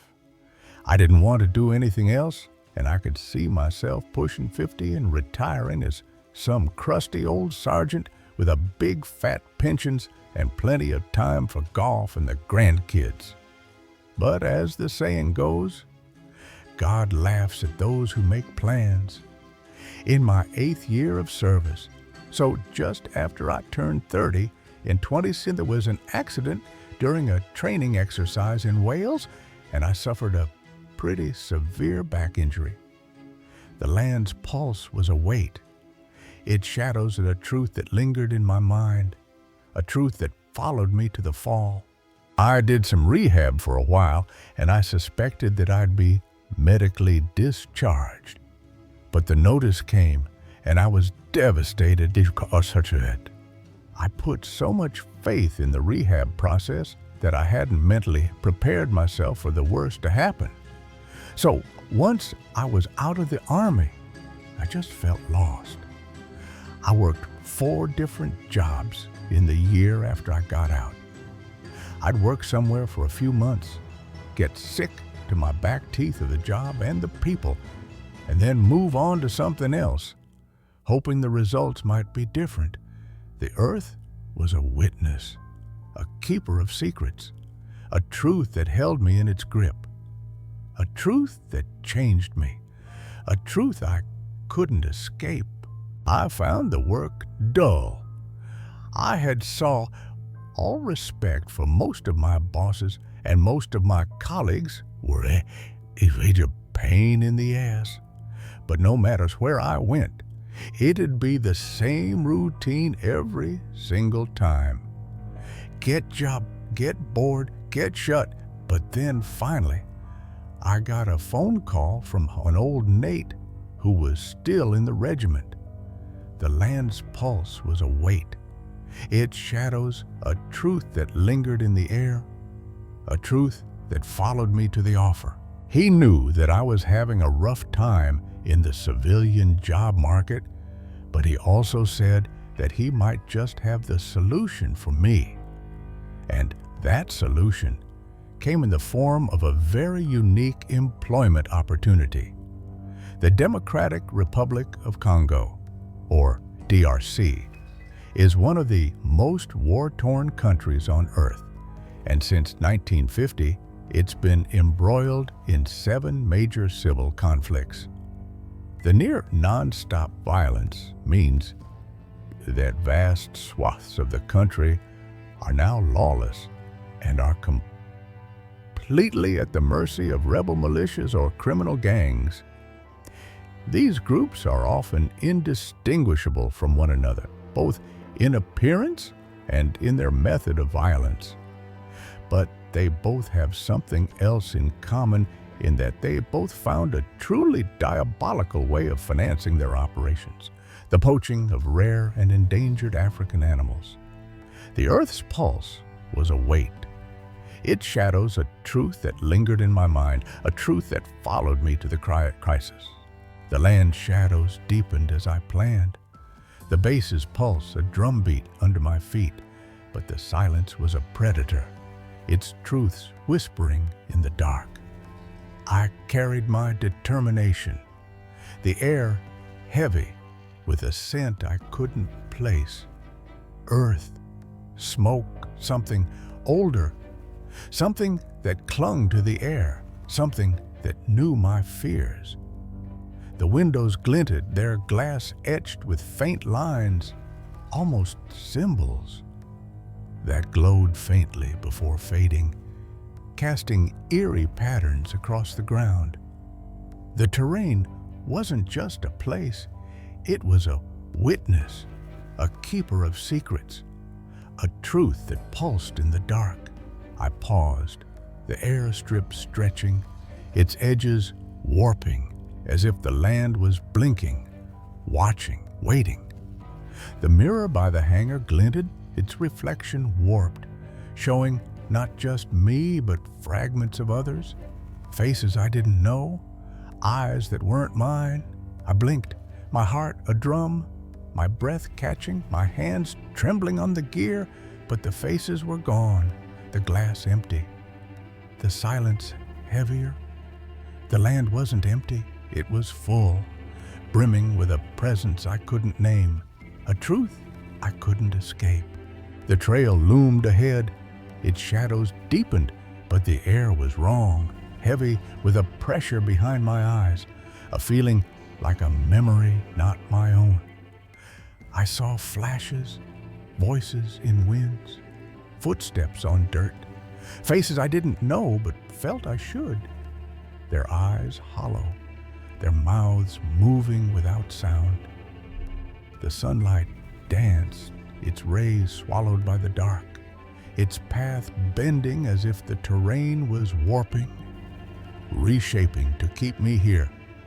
The earth wasn't mine, it belonged to something else, something that stirred in the shadows. I stepped back, the tent a frail refuge, but the shadows lingered, their edges too sharp, too alive, as if the land was watching, waiting. The night was a wait, the camp a prison, its boundaries a canvas of lives spent and lost, its shadows holding echoes of those who'd fought, those who'd never left. I was a witness, a survivor, marked by a secret I couldn't unknow. The dawn filtered through the mist, but the land disagreed, its shadows lingering, its pulse a drumbeat that followed me. I was no stranger to danger, but this was alive, a truth I couldn't escape.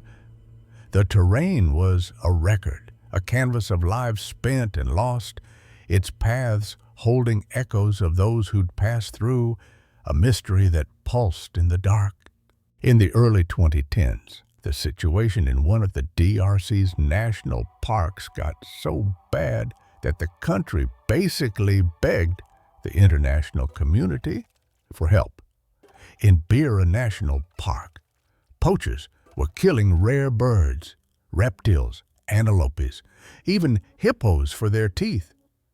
But the thing that really caused international outcry was when they started targeting the elephants and gorillas. Bunga is one of the few remaining habitats of the critically endangered mountain gorilla. So when conservationists noticed that they were being shot, caught, or killed in poachers' traps, they were devastated. The land's pulse was a weight, its shadows a truth that lingered in the air, a truth that followed me to the outcry. The mirror glinted, its reflection warped, showing not just me, but fragments of others, faces I didn't know, eyes that weren't mine, eyes that pulsed in the dark. African forest elephants are also critically endangered, so when the poachers started killing them just to hack off their tusks and leave it, global wildlife charities reacted in a similarly furious fashion. And in the end, the European Union decided to set up what's called the Virunga Foundation, which took its entire African conservation budget and poured it into the defense of Virunga National Park. The foundation inflated the park's budget by around 80%, and then essentially took responsibility for both the park's conservation efforts and its overall security. They employed dozens of additional park rangers and supplied them with small arms. The land's pulse was a weight, its shadows, a truth that lingered in my mind, a truth that followed me to the Alliance, and then after only the most minimal of training would send them out to deter poachers and evict illegal farmers from the boundaries of the park. However, while the Rangers' initial efforts proved effective, it drove the poachers into an ad hoc alliance with a group of armed rebels known as the Democratic Forces for the Liberation of Rwanda, or for short, the FDL. In late 2010, when a group of Rangers and government soldiers attempted to evict one of the last illegal farmers in Beira, they were ambushed by a team of poachers and FDLR fighters. When the smoke had cleared, the T soldiers and one park ranger lay dead.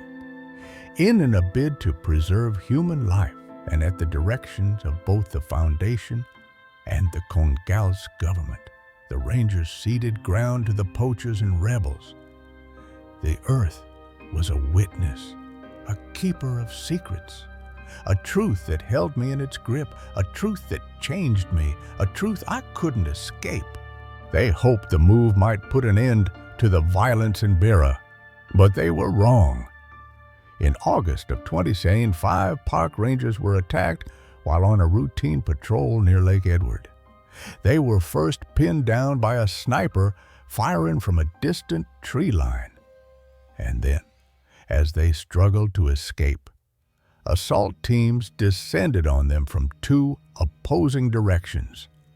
Ranger HQ sent a reaction force of Rangers and Congolese soldiers to relieve them. The land's pulse was a weight. Its shadows, a truth that lingered in the air, a truth that followed me to the ambush. But one by one, the Rangers' radios fell silent. And by the time the reaction force reached their position, all 5 Rangers were dead. And the same thing happened just a few months later, during the spring of 2018, when 5 more Rangers and a Congolese army driver were ambushed and killed. And this brought the total number of murdered Rangers to a shocking 175.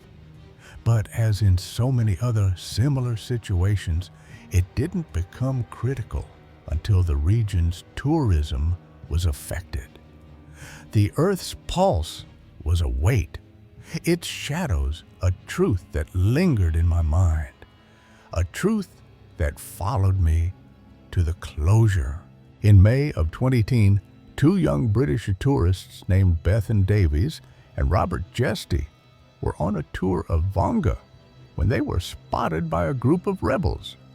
The ranger charged with guiding them, a 25-year-old named Rachel Baraka, attempted to defend them, but was killed almost immediately as the rebels attacked their position. After a period of negotiation, along with rumors that an SAS hostage rescue team was en route to Virunga, Bethan and Robert were eventually released. But their kidnapping meant that in June of 2018, Virunga had to be closed until the safety of visitors could be ensured. And this, boys and girls, is how my job opportunity arose. The land was a witness, a keeper of secrets, a truth that held me in its grip, a truth that changed me, a truth I couldn't escape. And by the summer of 2018, almost every citizen of Eastern Congo knew exactly how dangerous it was to take a job as a ranger. Reports regarding ranger casualties were being widely and frequently published, and it was common knowledge that taking on the poachers and rebels meant doing so with minimal equipment and manpower. In so many words, becoming a Vera Park Ranger was practically a death sentence. So, as you can imagine, their recruitment levels dropped off dramatically. The land's pulse was a weight, its shadows a truth that lingered in the air, a truth that followed me to the call. at least until they brought in the requirements and extended an invitation to international applicants. If you had any experience as an infantry soldier, the Vera Foundation was offering very generous pay packets to anyone willing to help train and mentor the Ranger teams. As I mentioned earlier, being on that Afghan omelet team meant that I had the exact expertise that they were looking for. It would be dangerous work, and there was every chance that I'd end up getting shot at. But for me, hearing that only sealed the deal. The Earth's pulse was a weight, its shadows a truth that lingered in my mind, a truth that followed me to the journey. By some bizarre twist of fate, I had a golden opportunity to carry on soldiering. And you can bet your bottom dollar that I grabbed hold of that opportunity with both hands like a chimp ripping its owner's face off. And just a few weeks after getting that phone call from my mate in the regiment, I was boarding a plane at Manchester Airport bound for Eastern Congo. 10 hours later, I landed at GMA Airport at around 4 local time, then met up with my contact in the arrivals lounge. When I was first told about the former Green Beret, whose job it was to orientate international recruits, I pictured some Chuck Norris lookalike who ate bullets, pissed petrol, and crapped rolls of barbed wire. The land was a witness, a keeper of secrets, a truth that held me in its grip, a truth that changed me, a truth I couldn't escape. The land shadows followed me as I landed, the lounge's pulse a drumbeat under my feet.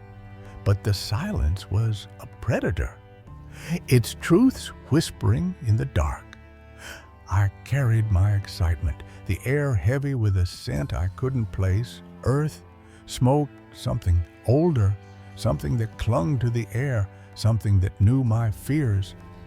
The windows glinted, their glass etched with faint lines, almost symbols, that glowed faintly before fading, casting eerie patterns across the floor. The terrain wasn't just a place, it was a witness, a keeper of secrets, a truth that pulsed in the dark. I paused, the gate stretching, its edges warping as if the land was blinking, watching, waiting.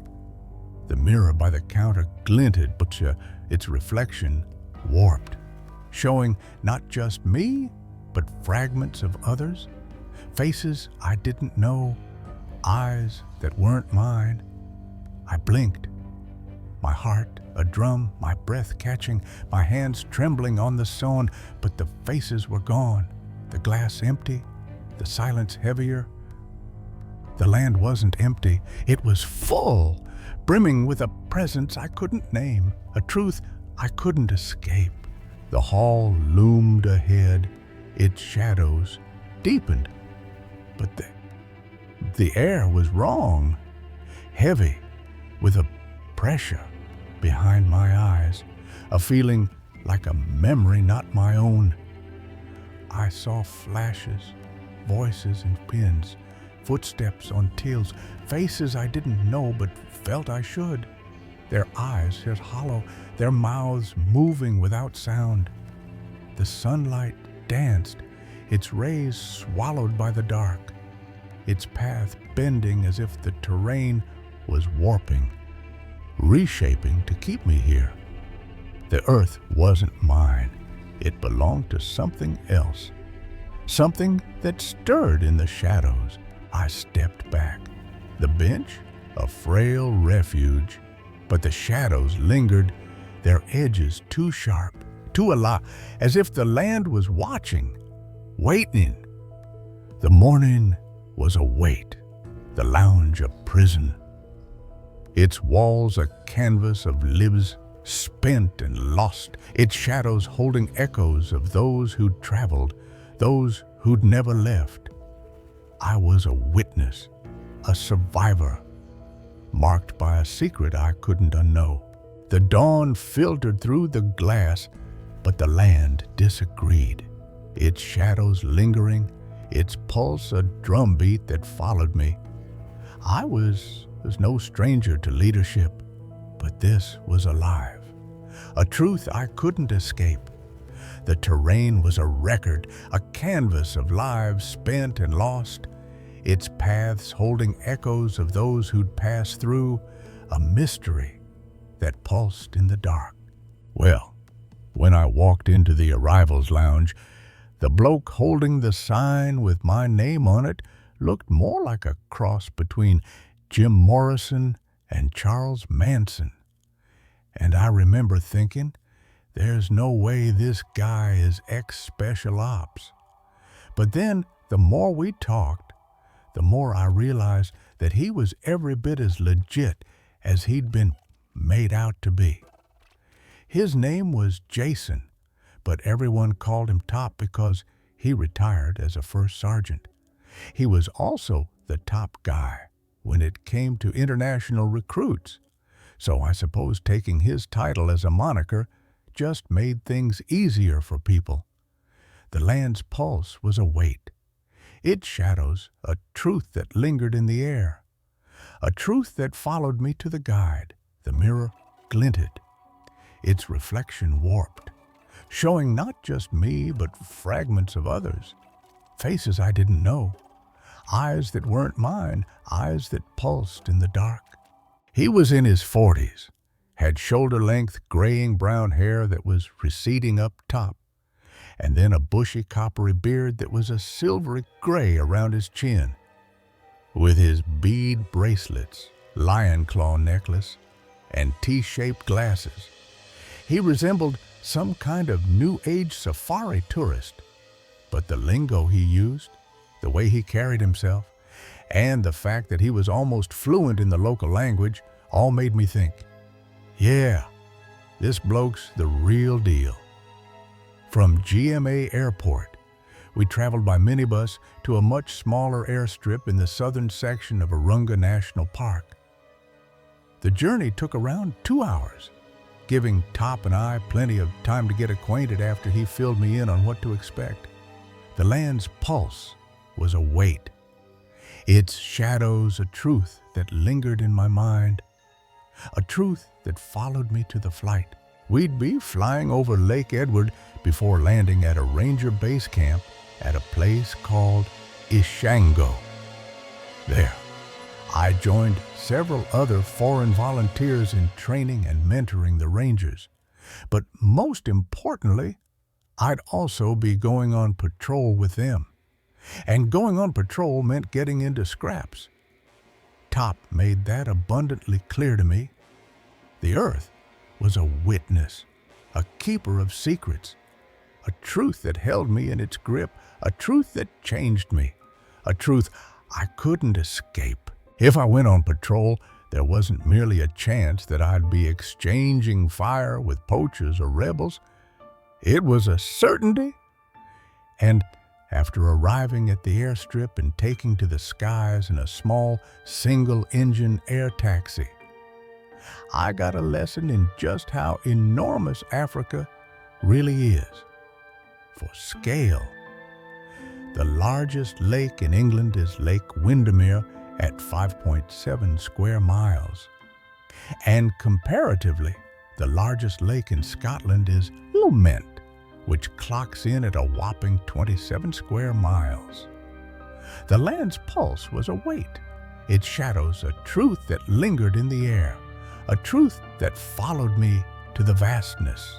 But then, Lake Edward, which separates the northern and southern portions of Virunga National Park, has a jaw-dropping surface area of 897 square miles.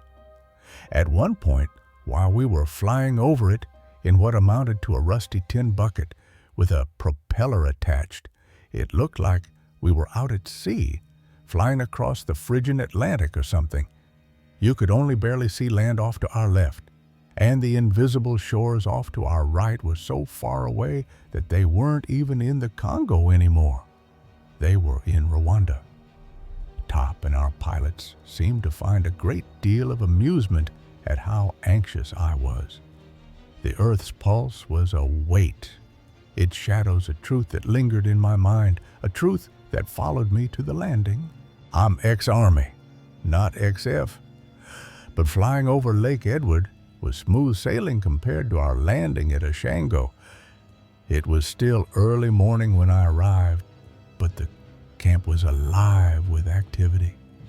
In one corner, nestled among some trees, were a grouping of small homes occupied by the 24 rangers which were permanently stationed there. The much newer volunteer accommodation was about 100 feet away on the other side of the solar panels which supplied most of our electricity. The land was a witness, a keeper of secrets, a truth that held me in its grip, a truth that changed me, a truth I couldn't escape. There was a mess hall, sanitation pits, wash facilities, and an armory along with medical facilities, a calm center, and even a football pitch the BS used for recreation. I remember being impressed by what amounted to a pretty decent setup, one that was much better than any of the forward operating bases I'd seen in Afghanistan. But what I was really excited to do was meet some of the lads I'd be working with. The first, and probably the bloke that I spent the most time with, was an Irishman. I'll just call him Paddy. Now, Paddy wasn't his real name, but as an Irish Army reservist, he didn't have the proper permission to take part in a foreign conflict. The land's pulse was a weight, its shadows a truth that lingered in the air, a truth that followed me to the team. And that meant, should the Irish Army have found out what he was doing, he could have potentially gotten himself into a fair bit of trouble. He was a great soldier, a good lad, loved the crack, as they say, and he was a huge fan of English football, too. So that gave us plenty to talk about right away. Then there was the ginger lad from Texas with a backward name. Everyone called him Tanner, which I assumed was his last name. But then his full name turned out to be Tanner Scott. The Earth's pulse was a weight. Its shadows a truth that lingered in my mind, a truth that followed me to the bond. The land's shadows lingered as I trained, the camp's pulse a drumbeat under my feet. But the silence was a predator, its truths whispering in the dark.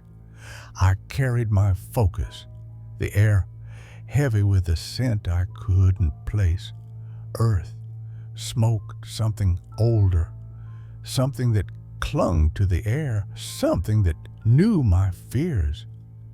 The windows glinted, their glass etched with faint lines, almost symbols that glowed faintly before fading, casting eerie patterns across the ground. The terrain wasn't just a place, it was a witness, a keeper of secrets, a truth that pulsed in the dark.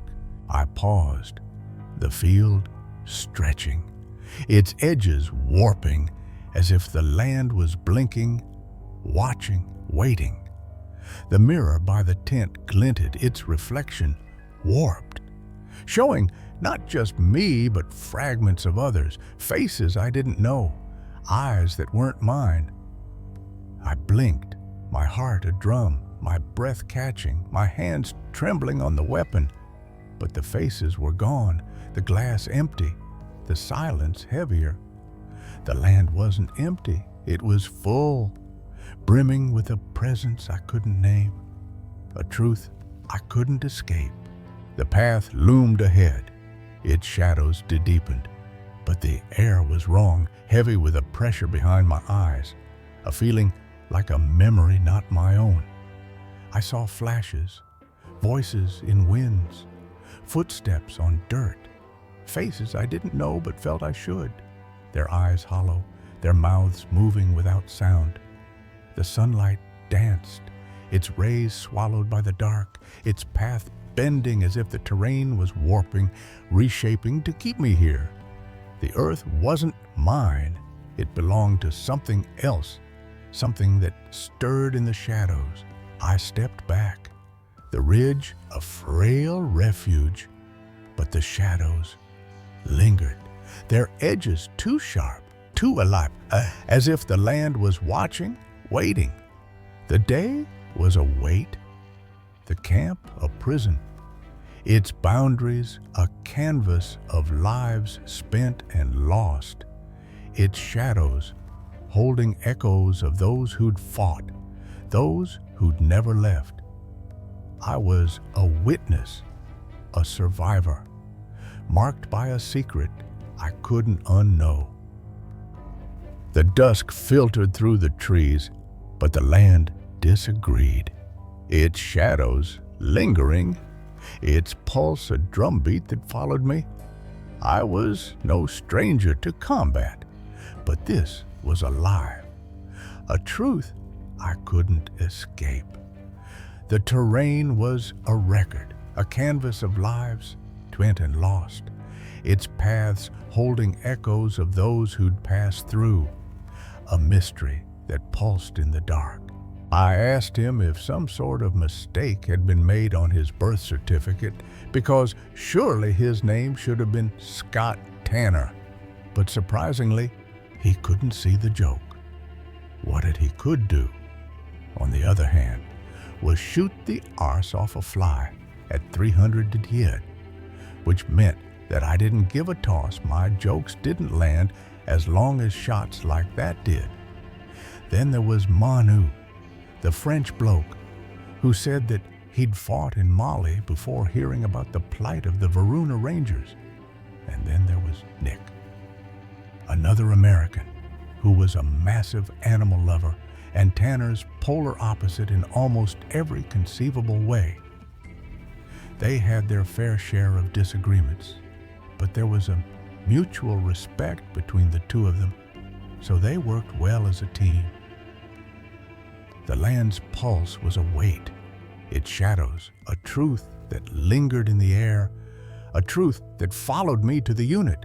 The mirror glinted, its reflection warped, showing not just me, but fragments of others, faces I didn't know, eyes that weren't mine, eyes that pulsed in the dark. But perhaps the most intriguing of all the blokes on the team was Yuri.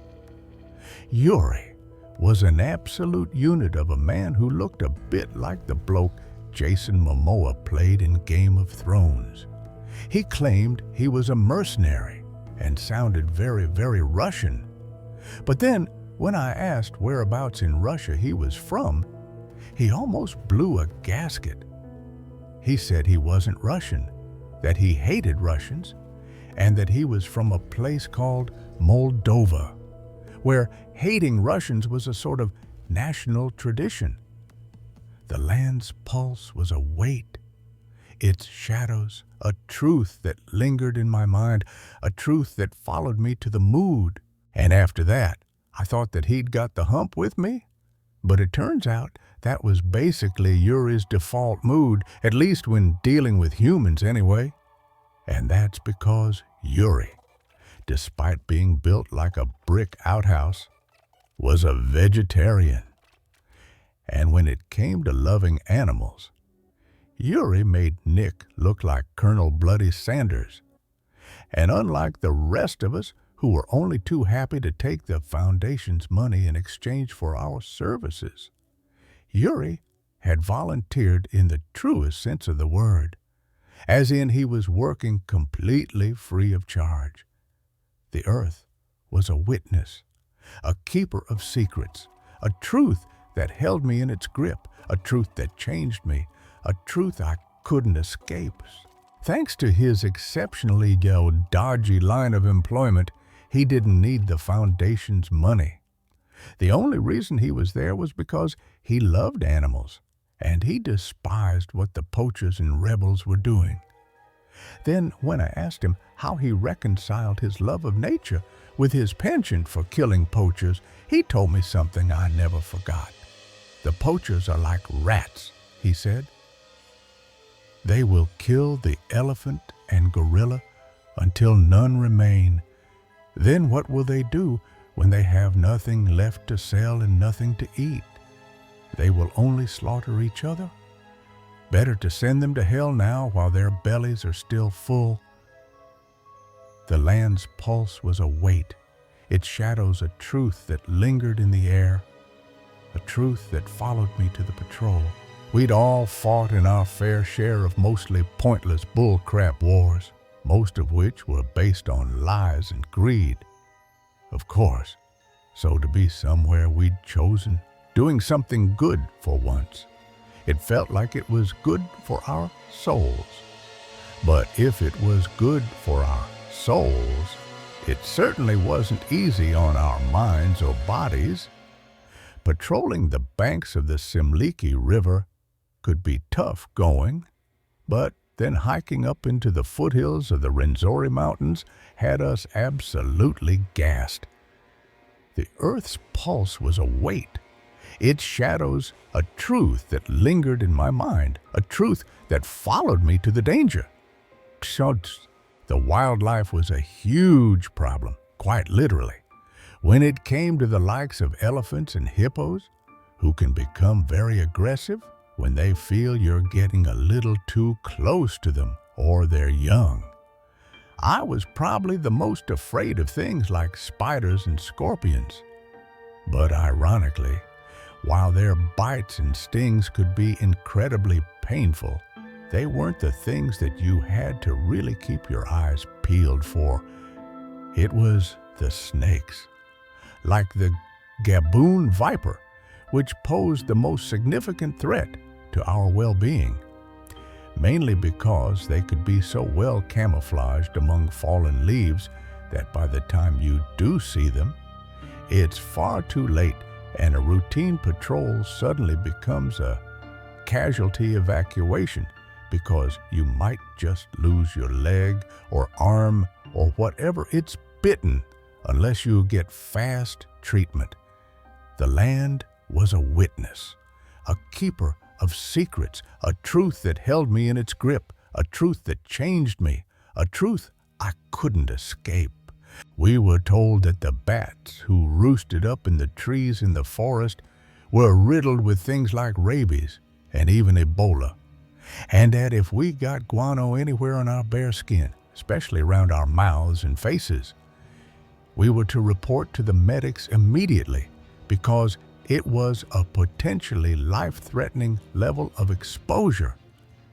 We are also told to be on the lookout for bees and wasp nests because, if disturbed, their African variant have been known to pursue interlopers relentlessly before stinging them to death. And we had to worry about aggressive monkeys or baboons, and the crowned eagles that nested up in the mountains could blind you, and a dive bomb attack launched from nests that you wandered too close to. We also had to keep away from the freshwater snails who carried parasites that make death feel preferable to going to the toilet. But without a doubt, the thing that scared me the most were the tsetse flies. The land's pulse was a weight, its shadows a truth that lingered in the air, a truth that followed me to the flies. Tsetse flies are a little bit like horse flies, in that they're the size of a housefly, but will give you a pretty nasty bite. However, unlike horse flies, who as far as I know can't pass on any disease, tit flies can pass on a nasty little parasite which causes something called sleeping sickness. The early signs are things like headaches, high temperatures, and joint pain. And so, at first, it seems like little more than a stubborn cold.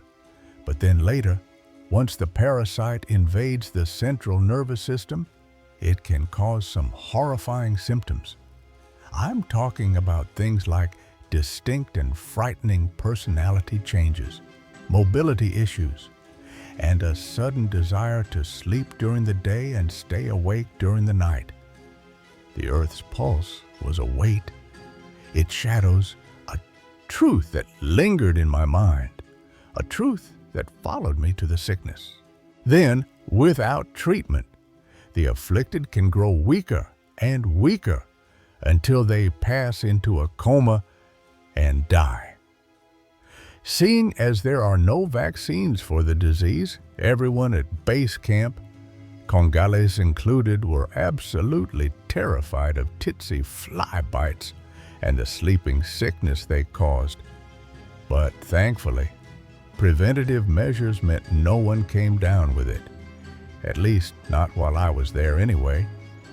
Those were just the natural hazards that we had to worry about. The land was a witness, a keeper of secrets, a truth that held me in its grip, a truth that changed me, a truth I couldn't escape. But it was the unnatural ones that posed much more of an active and deadly threat. I remember the first time that we were out on patrol. The first of many snipers' bullets whistled past me. We were walking through fairly long grass at the time, so we were able to hit the deck and wait it out until it was safe to get moving again. Usually speaking, a small group of poachers would see a much larger ranger patrol and take a couple of pot shots at them and then just scarper while we were all in cover. They were terrible shots and probably didn't even zero their weapons properly, because who needs accuracy when you're shooting an elephant? The land's pulse was a weight, its shadows a truth that lingered in the air, a truth that followed me to the fire. The land's shadows lingered as I fought, the forest's pulse a drumbeat under my feet. But the silence was a predator, its truths whispering in the dark. I carried my fear, the air heavy with a scent I couldn't place. Earth, smoke, something older, something that clung to the trees, something that knew my fears. The windows glinted, their glass etched with faint lines, almost symbols that glowed faintly before fading, casting eerie patterns across the ground. The terrain wasn't just a place. It was a witness, a keeper of secrets, a truth that pulsed in the dark. I paused, the post stretching, its edges warping as if the land was blinking, watching, waiting. The mirror by the tree glinted, its reflection warped, showing not just me, but fragments of others, faces I didn't know, eyes that weren't mine. I blinked, my heart a drum, my breath catching, my hands trembling on the radio. But the faces were gone, the glass empty, the silence heavier. The land wasn't empty, it was full, brimming with a presence I couldn't name, a truth I couldn't escape. The trail loomed ahead, its shadows deepened, but the air was wrong, heavy with a pressure behind my eyes, a feeling like a memory not my own. I saw flashes, voices in winds, footsteps on leaves, faces I didn't know but felt I should, their eyes hollow, their mouths moving without sound. The moonlight danced, its glow swallowed by the dark, its path bending as if the terrain was warping, reshaping to keep me here. The earth wasn't mine, it belonged to something else, something that stirred in the shadows. I stepped back, the hole a frail refuge, but the shadows lingered, their edges too sharp, too alive, as if the land was watching, waiting. The night was a weight, the woods a prison, its earth a canvas of lives spent and lost, its shadows holding echoes of those who'd fought, those who'd never left. I was a witness, a survivor marked by a secret I couldn't unknow. The dawn filtered through the canopy, but the land disagreed.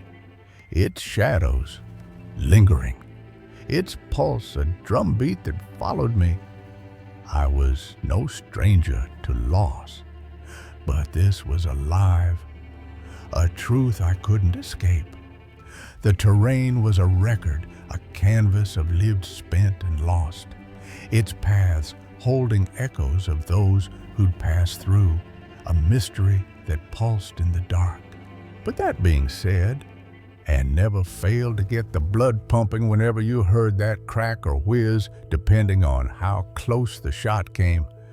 Back when I was in the Army, if we took shots from a sniper, we'd have our machine gunners ripping up the horizon, or we'd be calling an airstrike some positions we even thought might be occupied by said sniper.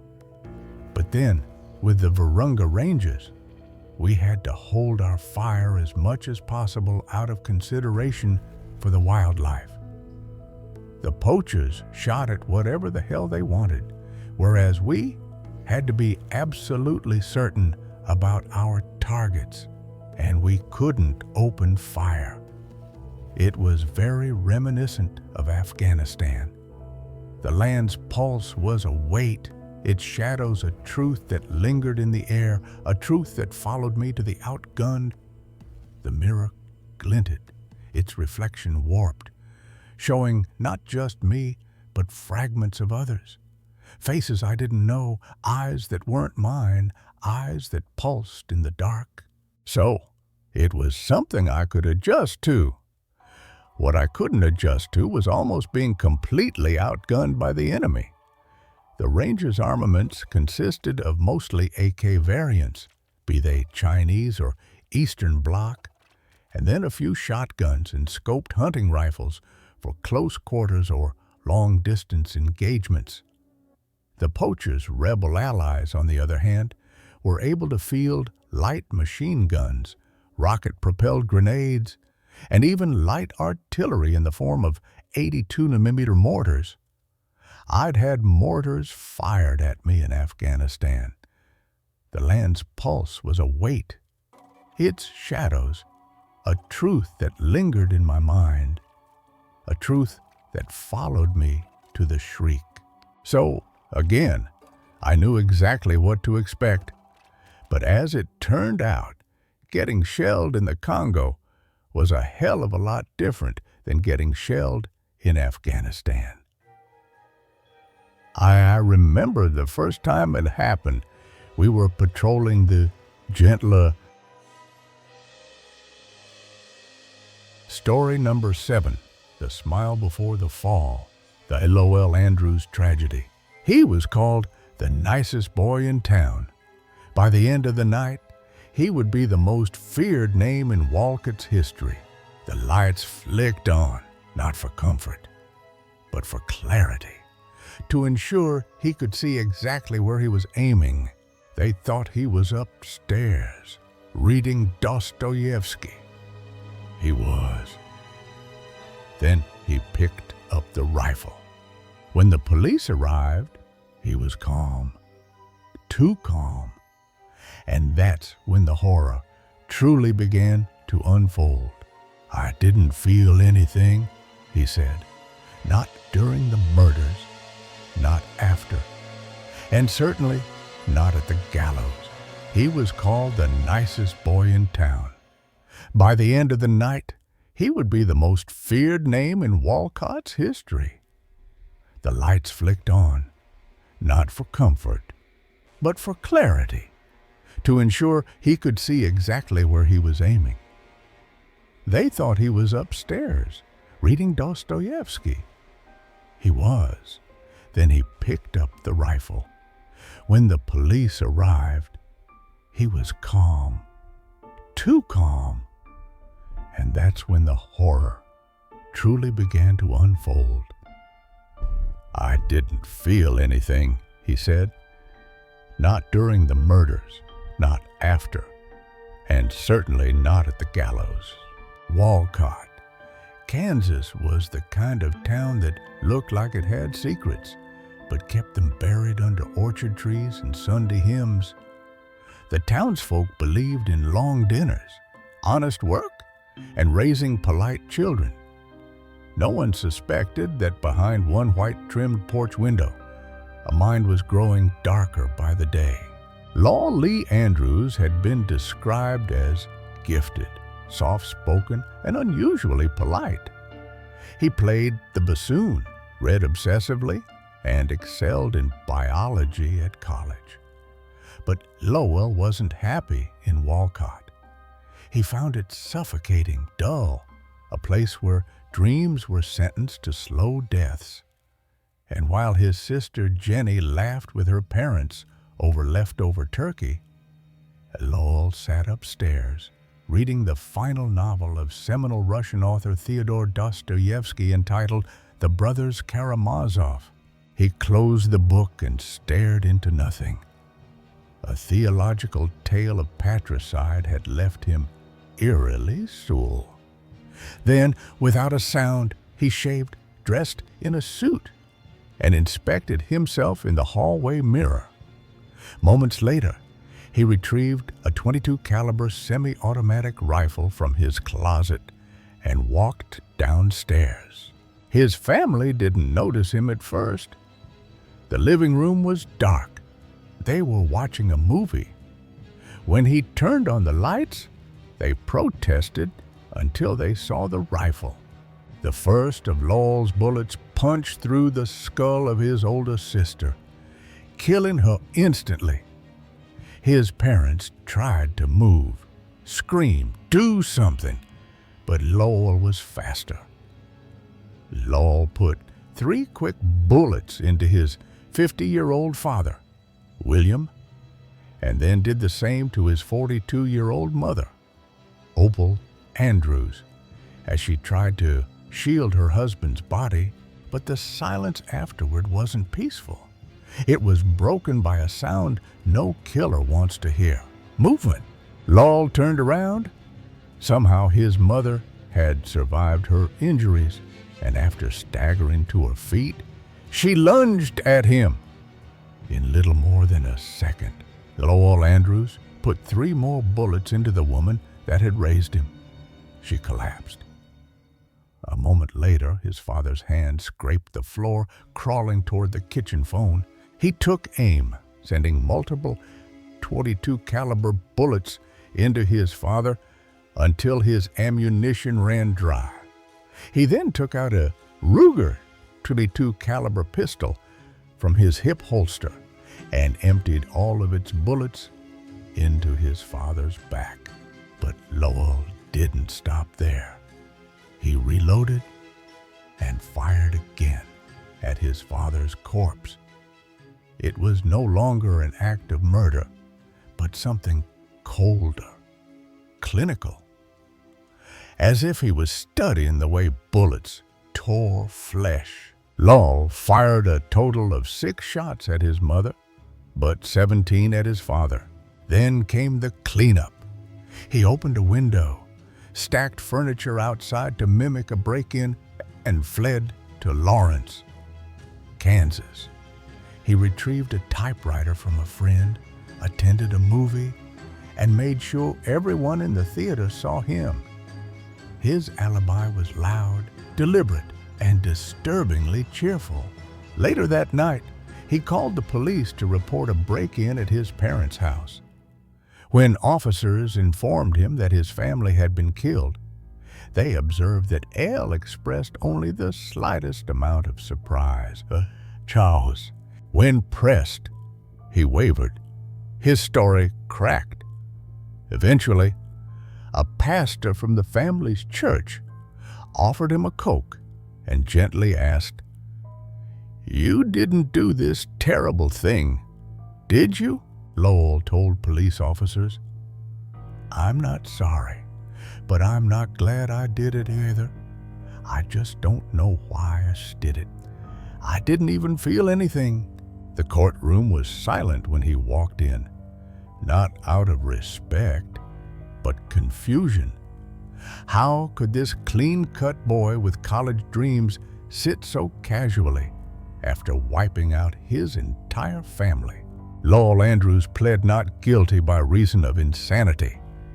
The courtroom, packed with reporters and neighbors, watched as the defense team argued that Pastor Varios Damarin's conversation with Lowell should be stricken from the record.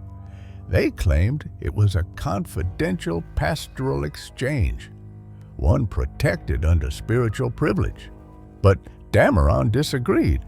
He said, "There's no confessional doctrine in our denomination.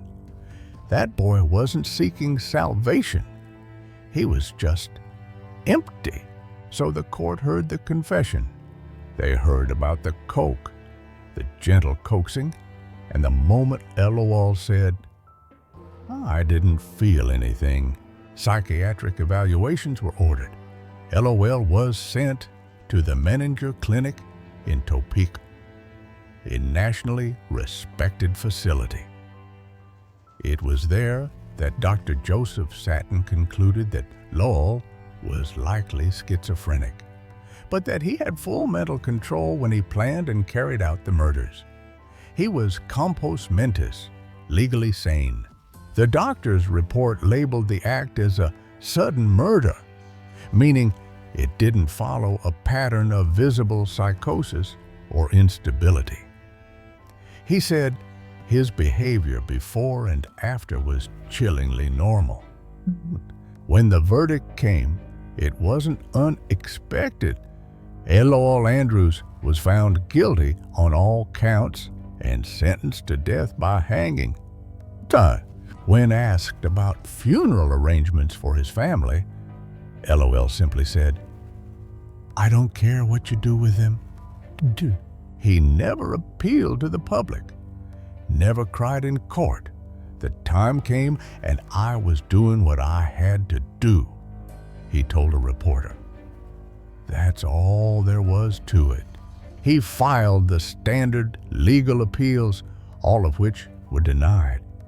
Even the U.S.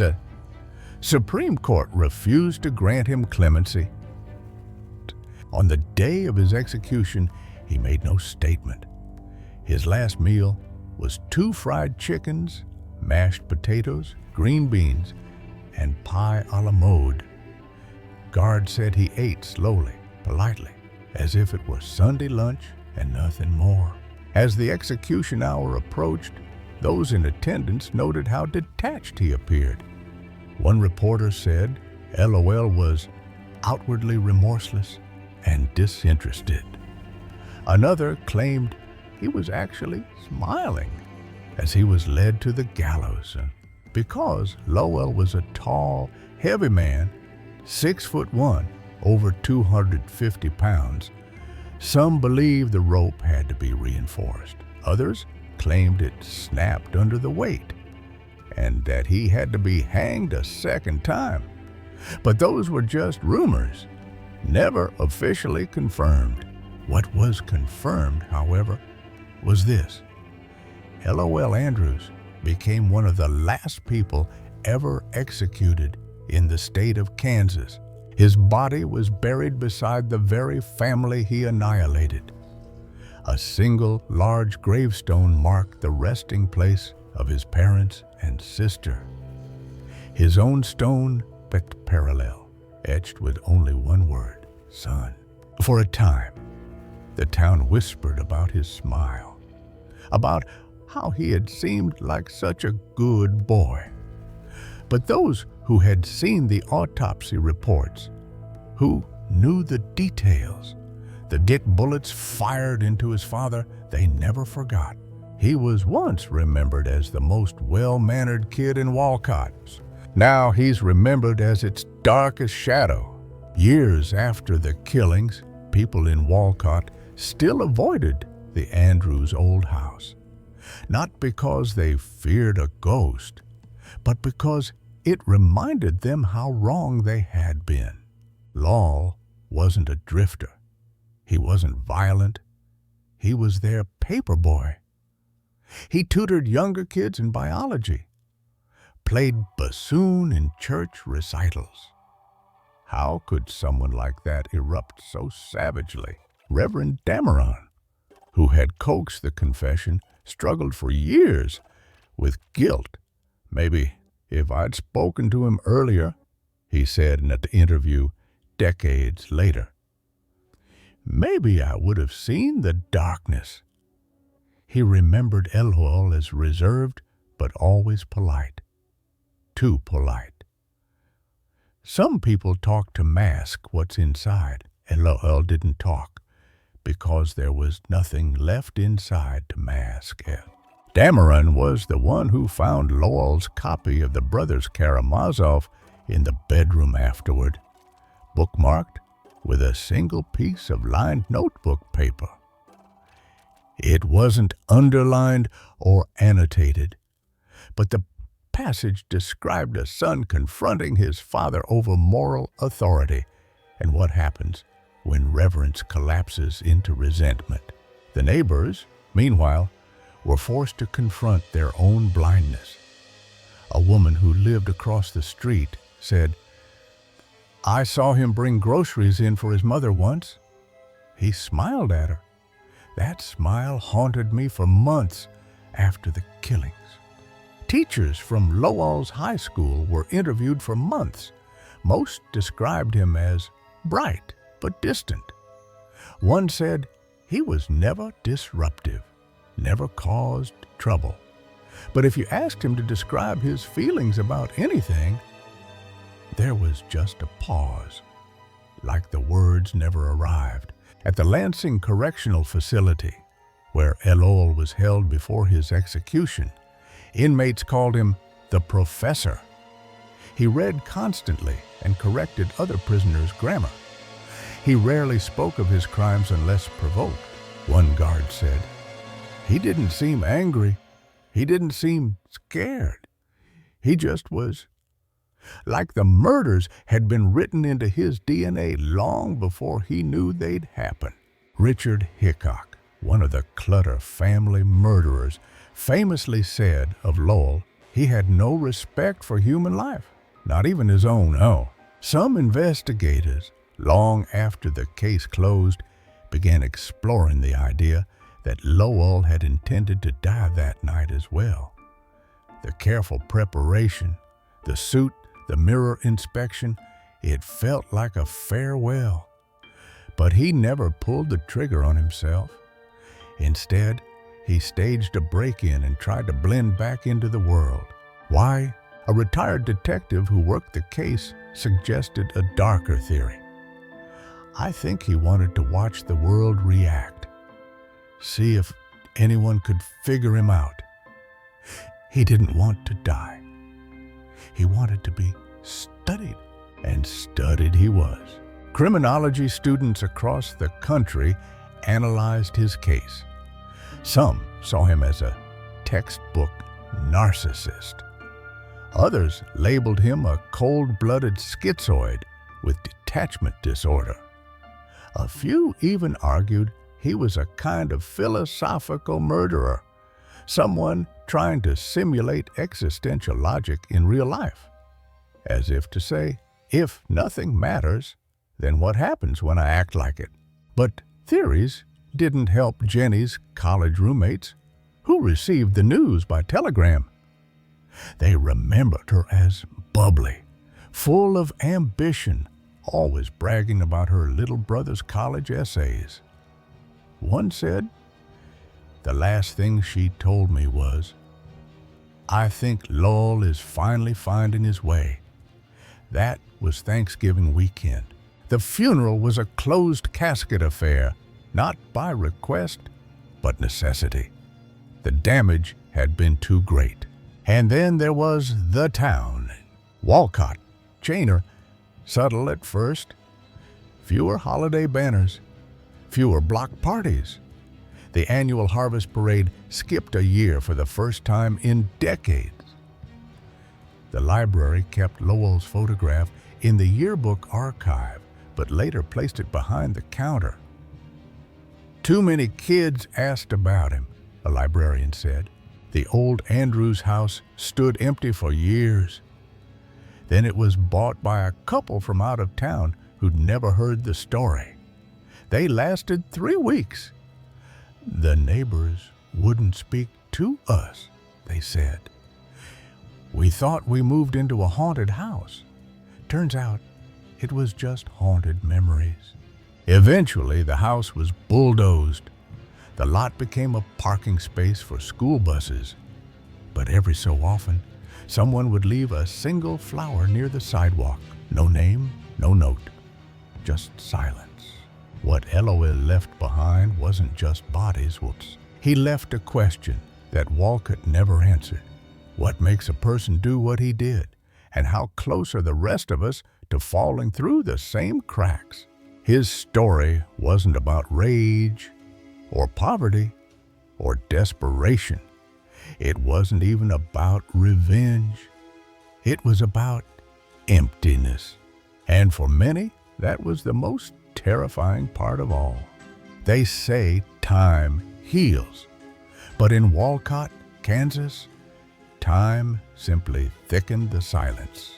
Years passed, generations turned over, but the name Lowell Andrews still echoed whenever the wind hit just right, especially around Thanksgiving.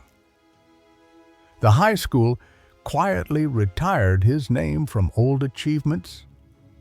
His college rescinded any academic recognition posthumously. And the church? They replaced the pews he once sat in, claiming it was due for an update. But nothing truly replaced him. Not the person he was, not the person he became. In the decades that followed, Lowell's case became a favorite among criminal psychologists, debated in university halls from Kansas to Cambridge, not because of the body count, but because of the why. Why would a boy with no prior violence methodically destroy the people who raised him? A 1993 article in Psychiatric Review Quarterly offered one possibility: an emerging type of identity collapse tied to dissociative detachment and existential anxiety.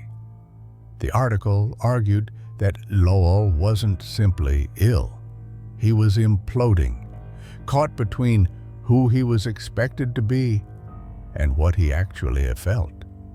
It proposed a terrifying idea that such killers may not be driven by hate, but by nothing at all. A retired profiler for the FBI who'd reviewed the Andrews file during his tenure put it more bluntly: we like our monsters to be obvious, angry, chaotic. Lowell wasn't any of those. He was surgical, clean, and completely vacant. That's what kept me up at night. Another theory suggested an undeclared diagnosis of covert psychopathy, masked by his intelligence and social compliance. He could smile, compliment your dress, quote Dostoevsky, and then murder his sister without blinking. And then there were the letters. 2 years before his execution, Lowell had corresponded with a psychology graduate student from the University of Illinois. Most of their letters were dry discussions of books, theology, and metaphysics. But in one chilling paragraph, Lowell wrote, "Perhaps I did it because I could, not because I should, or even wanted to, just to know what absolute control felt like, and to know what it felt like to destroy the roots of one's own origin. I no longer belong to anything." The graduate student later said that sentence haunted her for the rest of her career. Almost the most macabre layer, however, came from a posthumous report released by a former state archivist decades after Lowell's execution. The archivist claimed he found a sealed personal notebook in the evidence archive, possibly belonging to Lowell, but never submitted in court. In Tishise, amid quotes from Russian literature and sketches of tree branches, was a single entry dated 1 week before the murders. It read, "What if the act isn't the sin? What if the sin is pretending everything is fine?" Some took this as a confession of mental disintegration. Others saw it as premeditation, couched in philosophical camouflage.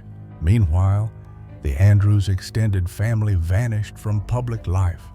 Cousins, uncles, even distant relatives had changed their last names. One family member who agreed to speak anonymously said, "We don't visit that grave. We don't speak of that boy, not because we hate him, but because we're scared to admit we might have seen pieces of him in ourselves." In 2005, a small film crew tried to make a documentary titled Walcott's Last Son. They received multiple cease and desist letters, anonymous threats, and were denied access to local archives. The project was scrapped. One of the producers later admitted, "The story didn't want to be told again." Some stories don't. They sit in the soil. Today, if you drive down where the Andrews home once stood, you'll find a stretch of asphalt. The school buses come and go, never stopping too long. There's a lamp post nearby, and beneath it, faintly etched into the concrete, are the letters LLA. No one knows who carved it. No one admits to seeing it done. But it's there, just like he is. There's a strange ritual that continues in Walcott. Decades after the murders, every Thanksgiving weekend, someone leaves 3 white roses at the entrance of the Mount Salem Cemetery. One for each victim. They're never accompanied by a card. No name, no message. Just flowers laid gently in the early morning hours. The groundskeeper says he's never seen who does it. "They always beat me here," he chuckles nervously. "But I leave 'em be. Some things you don't interrupt." And then there's the question that lingers, not in the courtrooms or textbooks, but in dinner tables, in late-night thoughts, in quiet confessions. What if Lowell hadn't read that book? What if he hadn't gone home that weekend? What if the lights had stayed off?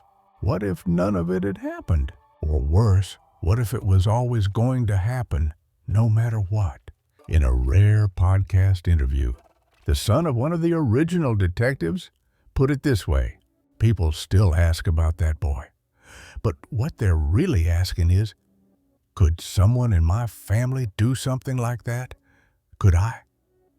And the truth is, the distance between who we are and what Lowell became might be thinner than we'd like to believe. Today, college students still write theses on the case. Crime authors still pitch books. But the town resists. The people resist. Not because they want to forget, but because they never really could. The soil remembers, the silence remembers, and some stories, once lived, never truly die.